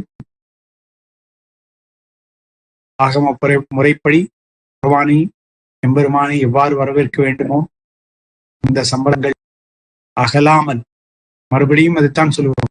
இந்த போன தடவை நம்ம இதை பண்ணும்போது நம்மள தாண்டி போனவர்கள் எல்லாரும் ஒரு விழுந்து பார்த்தாங்க. அது எப்படி இது இந்த சடங்குல இருக்கிற ஒரு ஆர்வம், அந்த ஒரு சடங்குல இருக்கிற ஒரு சந்தோஷம், இது வந்து ஒரு அது சடங்குன்னா நம்ம சடங்கா பண்ணாம ஒரு ரிச், ஒரு ட்ரைனஸ் இல்லாம ஒரு ஒரு என்ன சொல்றது ஒரு ஆனந்தத்தோட நம்ம பண்றதை எல்லாரும் பாக்குறாங்க. அதுதான் உடையாகட்டும், நம்மளுடைய அலங்கார வெளிப்பாடாகட்டும், நாம் செய்கிற சின்ன சின்ன பூஜைகளாகட்டும் எல்லாம் ஒரு ஒரு வியப்புக்குரிய ஒரு பார்வையை கொடுத்தது என்றால் அது மிகையாகாது. இது புகழில் எல்லாமே போய் சேர வேண்டிய பாதம் பரமசிவம் பாதம் தான். இந்த முறை மட்டுமல்ல, இந்த சம்பிரதாயம் மட்டுமல்ல, மாமஜி அவர்கள் எந்தெந்த சம்பிரதாயத்தை சொல்கிறார்களோ இந்து மதம் என்பதே ஒரு 10,000 சம்பிரதாயங்களின் ஒரு கூட்டமைப்பு என்று சொல்லலாம், ஒரு தொகுப்பு என்று கூட சொல்லலாம். நிறைய மக்கள் இதைத்தானே சொல்லிக் கொண்டிருக்கிறார்கள். இந்து மதம் என்று என்பது இல்லவே இல்லை என்கிறார்களே.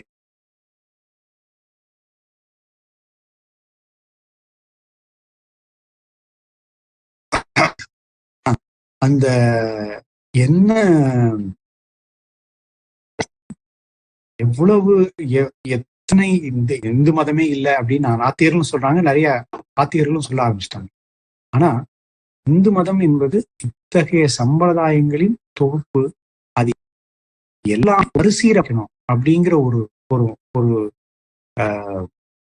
ஒரு உயரிய கருத்தை அதை வார்த்தை அளவில் சொல்கிற எத்தனையோ பேரை நாம் பார்த்து கொண்டிருக்கிறோம். ஆனால் ஒவ்வொரு சம்பிரதாயத்தையும் அதை மாற்றி அமைக்கணும் என்கிற ஒரு ஒரு உத்வேகத்தோட உழைத்துக் கொண்டிருக்கிற என்ற அப்படிங்கிற ஒரு வார்த்தை நம்ம சொல்லக்கூடாது. அதற்காக தன்னையே அர்ப்பணித்துக் கொண்டிருக்கிற நமது சுவாமிஜி அவர்கள் அதை வெளிப்பாடாக, அது நாம சொல்றதை விட நிறைய நம்மை தேடி வருகிற நம்மை பார்க்கிற மக்கள் சொல்லும் போதுதான் நமக்கு அதை தெரியுது. இஸ்லாமியர்கள் தாக்குதலுக்கு உட்பட்டோம், அது உண்மை. பிரிட்டிஷ் ஆதிக்கத்திற்கு உட்பட்டோம், அது உண்மை. அதெல்லாம் தாண்டி, அந்த கதைகள் பழங்கதைகள் எல்லாம் தாண்டி நாம் இன்னும் நம் மனதில் பாதிப்பும் இத்தகைய பேரழிவுகளுடைய பாதிப்போடு தான் நாம் இன்றும் இருந்து கொண்டிருக்கிறோம். அதெல்லாம் சுவாமிஜி அவர்கள் தெளிவாக சொல்லுவோம், இந்தியா மாத்திரம்தான் கஷ்டம் அப்படின்னு சொல்லுவாங்க. இன்னும் நமக்கு உடவுல நமக்கு எவ்வளவு மடத்தடைகள்லாம் இருக்குன்னு நமக்கே தெரியும். அதையெல்லாம் உடைச்சு இத்தகைய ஒரு வெளிப்பாடு மூலமாக இதை ஒரு ஒரு ஆனந்தமா ஒரு ட்ரெண்டா மாத்திட்டு இருக்கிற ஒரு விஷயமே நமக்கு ஒரு அது நம் கண் முன்னே நிதர்சனமாக நாம் பார்த்து கொண்டிருக்கிறோம். எம்பெருமான்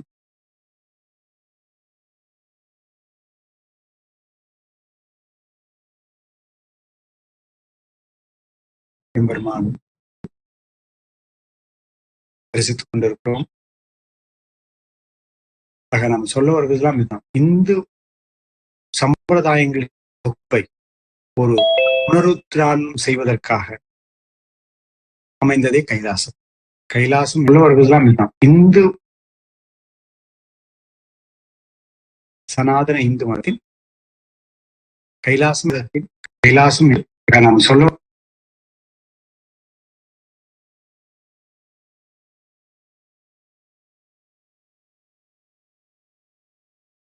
விதை வங்கி அப்படின்னு சாமி சொல்லுவாங்க. சம்பிரதாயங்களின் விதை வங்கி, சீட் பேங்க் சொல்ற மாதிரி. அதனுடைய தொகுப்பு அது நிறைய சடங்குகளாகவும் தப்பங்களாகவும் சரியாகவும் கிரியையாகவும் ஆச்சாரமாகவும் நிறைய வடிவங்கள் அது எல்லாம் தொகுத்து அது முன்னாடி எந்த நிலைமையில இருந்ததோ அந்த அதே உயிரிய நிலைக்கு கொண்டு போவது மட்டுமே பெரிய நோக்கம்.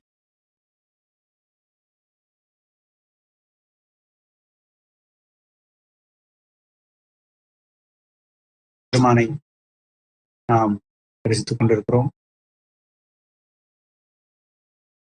கைலாய திருவண்ணாமலை வாயிலில் மேலதாளங்கள் குளிக்க ஆரம்பித்து விட்டன. பக்தர்கள் காத்துக் கொள்கிறார்கள்.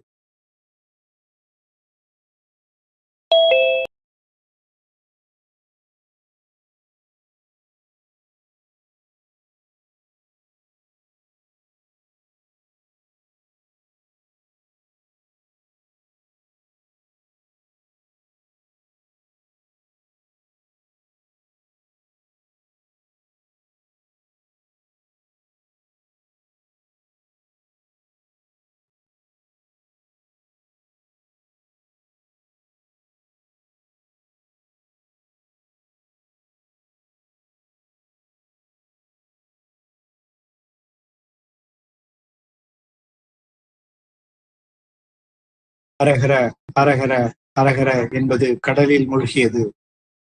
அரகர அரகர என்பது கடலில் மூழ்கியது. கருணை வளம்பதியே என்கிற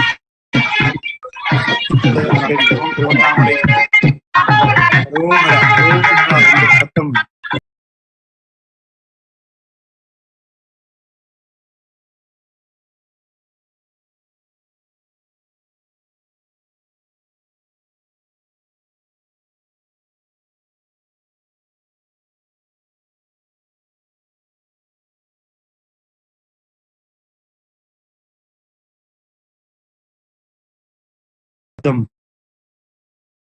எல்லா இடத்திலும் நாம் கேட்கப் பெறுகிறோம்.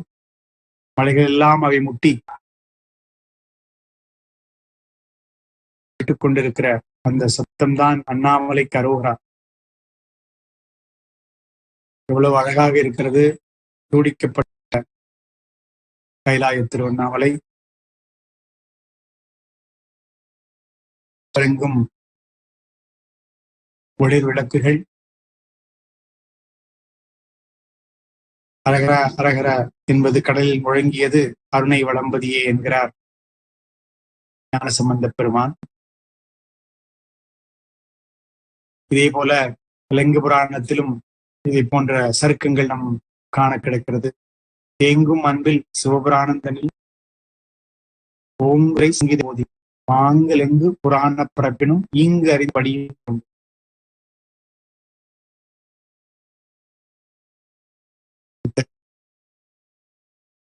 பாக்களோடும் பூக்களோடும் பெருமானை மதிப்போம்.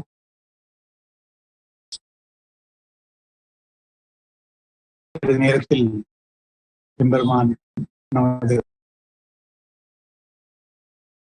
பக்கம் வந்துள்ளார்.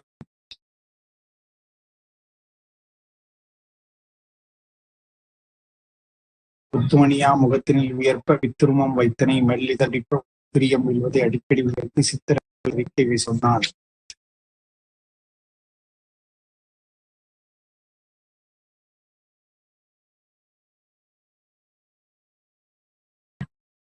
அதானம் செய்கிற மகிமையில் கூட ஒரு கதை உண்டு. காசி மாநகரத்தில் நீங்கள் செய்கிற அன்னதானம் வெளியிடத்தில் நீங்கள் செய்கிற 1,00,000 ஒரு நபருக்கு நீங்கள் காசி மாநகரத்தில் அன்னதானம் செய்யும் போது 1,00,000 மக்களுக்கு அன்ன செய்வதற்கான இணை என்பார்களாம். தேடி கிடைக்க நாம் மறுபடியும் ஆச்சரியப்படுகிறோம். திருவண்ணாமலை நகரத்தில் நீங்கள் ஒருவருக்கு செய்கிற அன்னதானம் காசி மாநகரத்தில் 1,00,000 மக்களுக்கு செய்கிற அன்னதானத்துக்கு இணையானது என்று நாம் அறிய கிடக்கிறோம். இதற்கான சாஸ்திர பிரமாணங்கள் எல்லாம் நாம் ஏற்கனவே இங்கு பகிர்ந்திருப்போம்.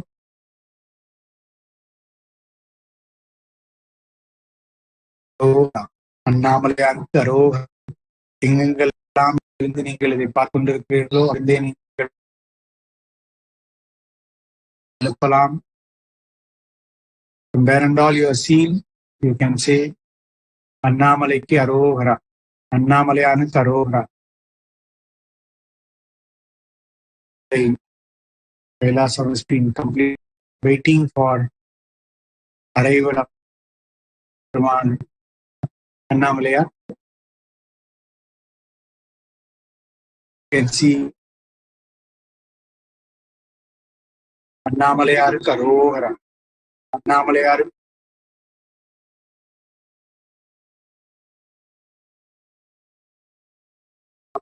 அரோகரா.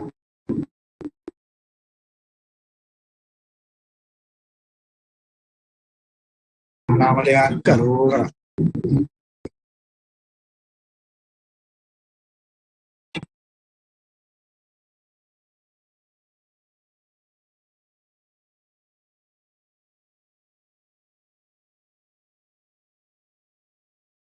வஸ்திரம் வழங்கப்படுகிற கும்ப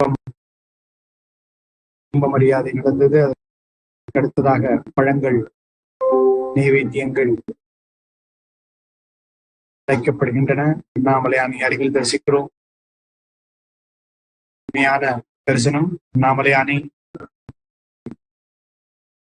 கரத்தினில் ஒருமானை சிரத்தினில் வைத்து உலகம் ஏழும் தருமானை இடத்தினில் வைத்தருள்வானை ஒழுகும் குலகாலை கருணை வழிந்து ஒழுகும் இரு கடை கண்ணாலை தரிசிப்போம், குளம்புக தரிசிப்போம், குளமுக தரிசிப்போம்.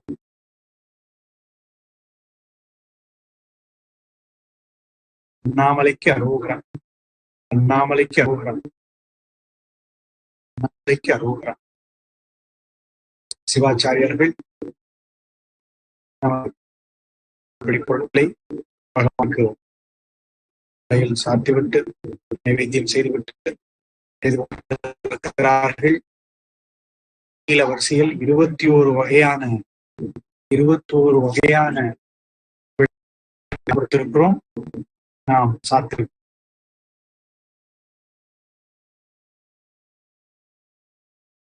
அருமையான காட்சி, ரசிக்கிற காட்சி.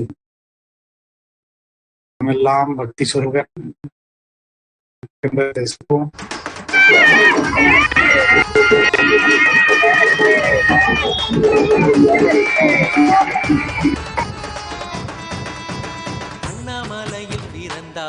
வஸ்திரங்கள், மாலைகள் வாழைப்பழம், ஆப்பிள், ஆரஞ்சு போன்ற பழ வகைகள், தேங்காய், jaggery,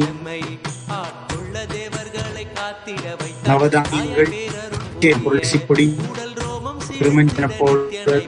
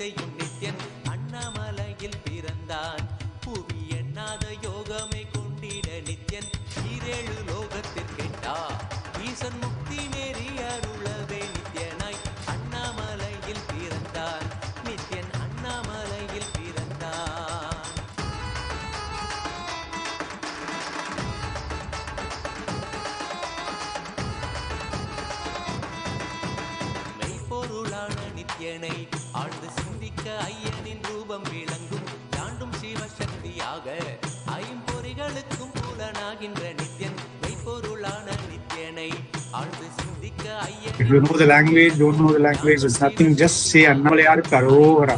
Just if you are thinking about Tiruvannamalai, you get Mukti. Now you are seeing, you are watching so closely, so beautifully. It's alive.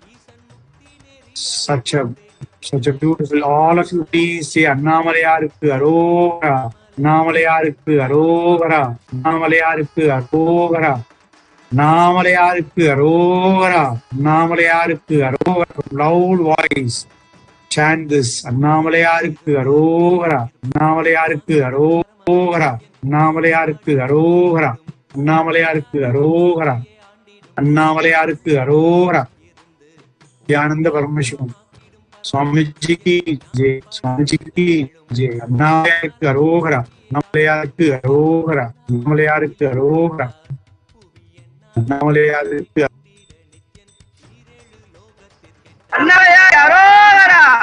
அண்ணாமலையாருக்கு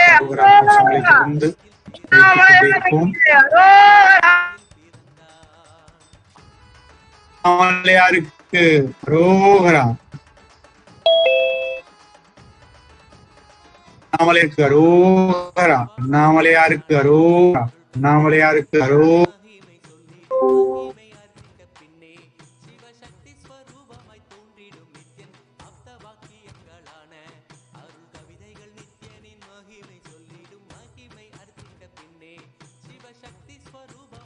அண்ணாமலையாருக்கு அரோகரா, அண்ணாமலையாருக்கு அரோகரா.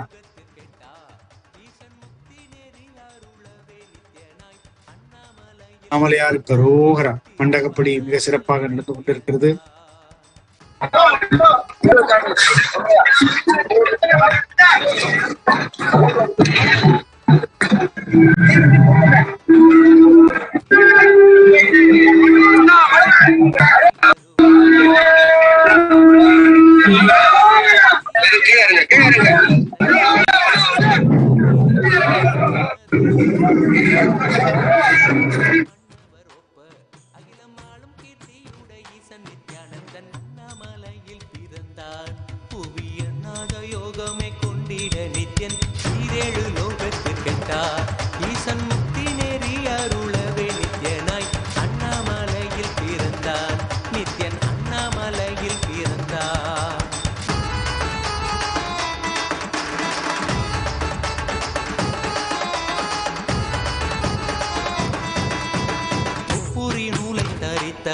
ஐயன் வேதியன் வெந்நீர் பூசிய நித்யன் அண்டத்தின் மூலக்காரணன் முடிவற்ற ஆனந்தத்தை தொண்டற்கருள்வான். முப்பூரி நூலை தரித்தவன் ஐயன் வேதியன் வெந்நீர் பூசிய நித்யன் அண்டத்தின் மூலக்காரணன் முடிவற்ற ஆனந்தத்தை தொண்டற்கருள்வான். அண்ணாமலையில் பிறந்தான் புவி எண்ணாத யோகமே கொண்டிட கேட்டா ஈசன் முக்தி நெறி அருளவே நித்யனாய் அண்ணாமலையில் பிறந்தான். நித்யன் அண்ணாமலையில் பிறந்தான்.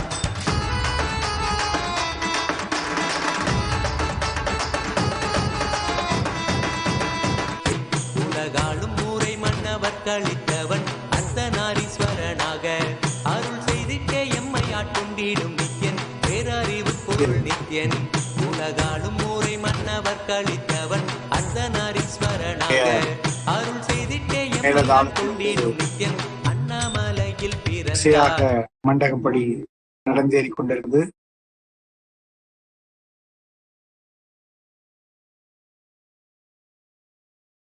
அண்ணாமலையில் பிறந்தான்.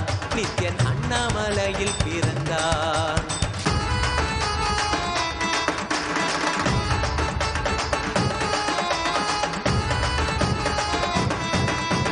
பிறவி பிறவியாய் தேவர்கள் பரம்பொருளான பரமனையை தேட ஈசன் பிறவாமல் ஆட்கொண்டு எம்மை ஒரு தத்துவம் தன்னை உரைத்திட நித்யனாய். பிறவி பிறவியாய் தேவர்கள் பரம்பொருளான பரமனையை தேட ஈசன் ஒரு தத்துவம் தன்னை உரைத்திட நித்யனாய் அண்ணாமலையில் பிறந்தான். புவி எண்ணாத யோகமே தேடி அலைகிற ஒரு வாக்கியத்தை கொடுக்கிறாய். தேடி அலைகிற எல்லாருக்கும் ஒரு வாழும் உருவை கிடைக்க வைத்தாய். பரம்பொருளே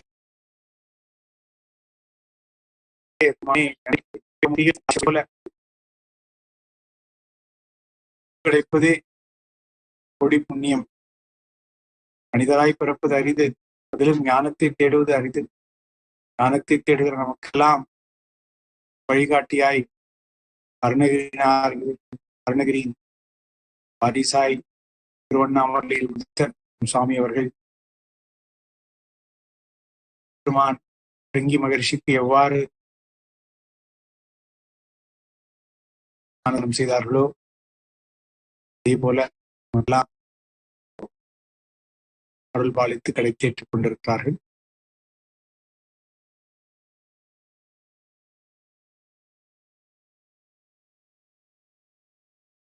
மௌனசாமி இடத்திலிருந்தும் மண்டகப்படி செய்யப்படுகிறது.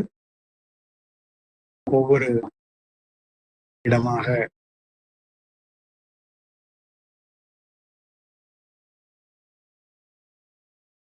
பகவான் நித்யானந்த பரமசிவம் அவர்களின் ஆசியினாலே, அருள்னாலே, வழிகாட்டுதலினாலே இந்த நேரலையை நாம் ரசித்துக் கொண்டிருக்கிறோம். நாம் சொன்னது போல திருவண்ணாமலை ஒரு வெறும் இடம் அல்ல, வெறும் நகரம் அல்ல. இதை புராணங்கள் கூறுகின்றன. இவையெல்லாம் சரி. ஆனால் நாம் ரசிப்பதெல்லாம் அவர்களின் கண்களின் வழியாலே, அவரது வாழ்க்கையின் வழியாக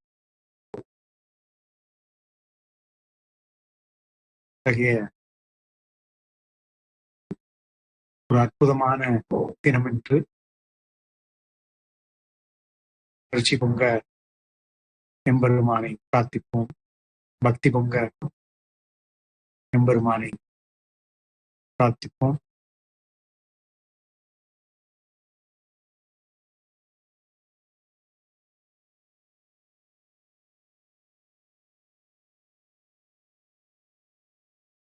அலங்காரங்கள்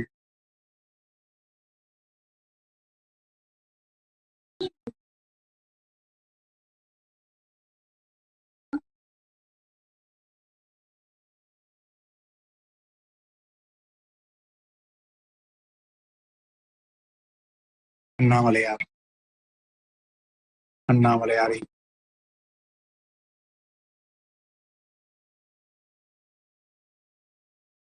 செங்கனல் முதலுகம் பேதை மாபணி பொங்கிய பாபரமும் பொலிந்த புன்னிறம். எப்படி இருக்கிறார் அண்ணாமலையார்?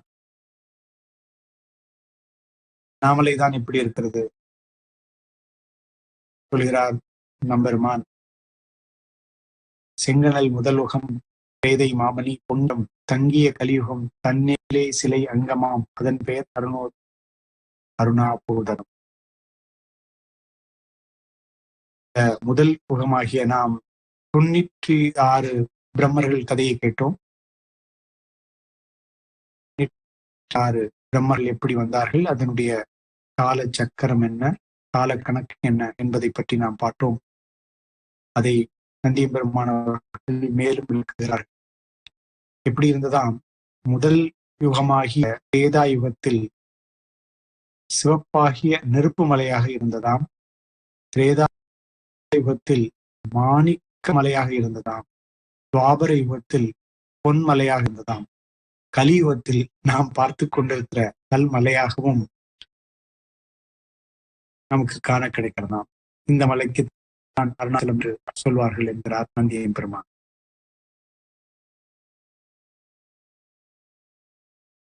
சிலையாக குருவின் வடிவாக சொல்வது, நகரம் சொல்வதா, ஒரு லோகம் என்று சொல்வதா, ஒரு பிரபஞ்சத்தின் ஒரு குறுக்கு வெட்டு தோட்டம் என்று சொல்வது, அதையே நந்தியம் பெருமானிடம் கேட்க அவரின் விடை இவ்வாறாக செல்கிறது. ஆரிடம் ராக்கதம் அசுரம் தேவதம் தாருடை மானிடம் சுயம்பு என்று நாம் பேரும் பிறங்கும் எங்கனம் ஏருடை பருப்பதம் லிங்கம் ஆவது. இதை என்னவென்று சொல்வது? ஆரிடம் மாலை என்ற மானிடம் என்றும் நம்மால் காரம் பற்றி இடப்பட்டதெல்லாம் நாம் இதோனத்திற்காக இது பெயரிட்டு எந்த ஊர்களிலும் ஒளிவட்டு விளங்கும் அந்த நகரிலே மலையே லிங்கமாக இருக்கிறது. மலையே லிங்கமாக இருக்கிறது. எந்த காரணம் பெயரிட்டாலும் அது நமது ஒரு என்ன சொல்றது, நமது விளக்கத்திற்கு மட்டுமே என்கிறார் பெருமான்.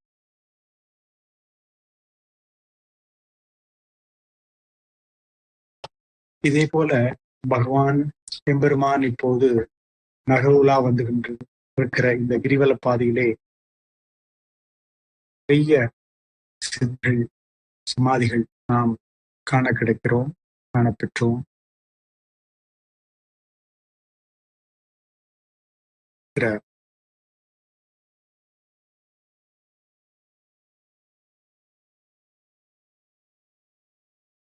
பெரிய பட்டியல் பட்டியல்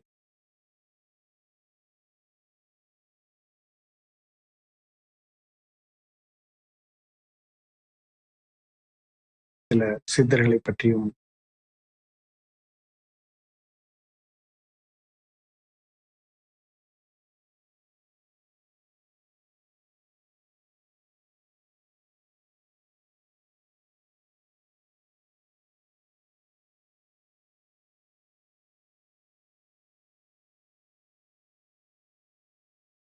நூலை தரித்தவன் ஐயன் வேதியன் வெந்நீர் பூசிய நித்யன் அண்டத்தின் மூலக்காரணன் ஆனந்தத்தை கொண்டற் கருள்வான் சித்தர். இவர் 1735 திருவண்ணாமலை மேற்கே உள்ள அரசங்கமணியில் பிறக்கிறார். சென்னசமுத்திரை சேர்ந்த சென்னம்மாளின் மறு அவதாரமாக அவர் வழிபடப்படுகிறார். ஒரு உண்மையை தேடுவராக, ஞானத்தை தேடுவராக, ஒரு ஞானத்தை தேர்ந்தெடுத்துக் கொண்டவராக இருந்த சிவத்திரு அம்மணியம்மையார் அவர்கள் திருமணம் செய்து கொண்டாலும் தன் வாழ்நாள் முழுத்த பிரம்மச்சாரியாகவே இருந்தார். பரமசிவன் அவர்கள் கடவுள் தோன்றி எனது நிறுத்தப்பட்டது வா என்கிறார். அம்மணியம்மை தொடங்கி அதற்கான நன்கொடைகளை வீட்டிலும் அம்மணியம்மன் வந்திருக்கிறார் சொல்ல வேண்டும். உங்கள் வீட்டின் 6வது மண்பானையில் நீங்கள் வைத்திருக்கும் பணத்தில் 30 என்று கேட்கிறார். மக்கள் ஆச்சரியப்படுகின்றனர். நிதி எவ்வளவு சேர்ந்த பின்பும் ஒரு சிறுபை இருக்கிறது. முழுமையடைய பண தேவை முழுமையடையவில்லை. நிதி சேகரிப்பதற்காக மைசூர் மன்னிடம் செல்கிறார். வாசலில் இருந்த காவலாளி இவரது தோற்றத்தை பார்த்துவிட்டு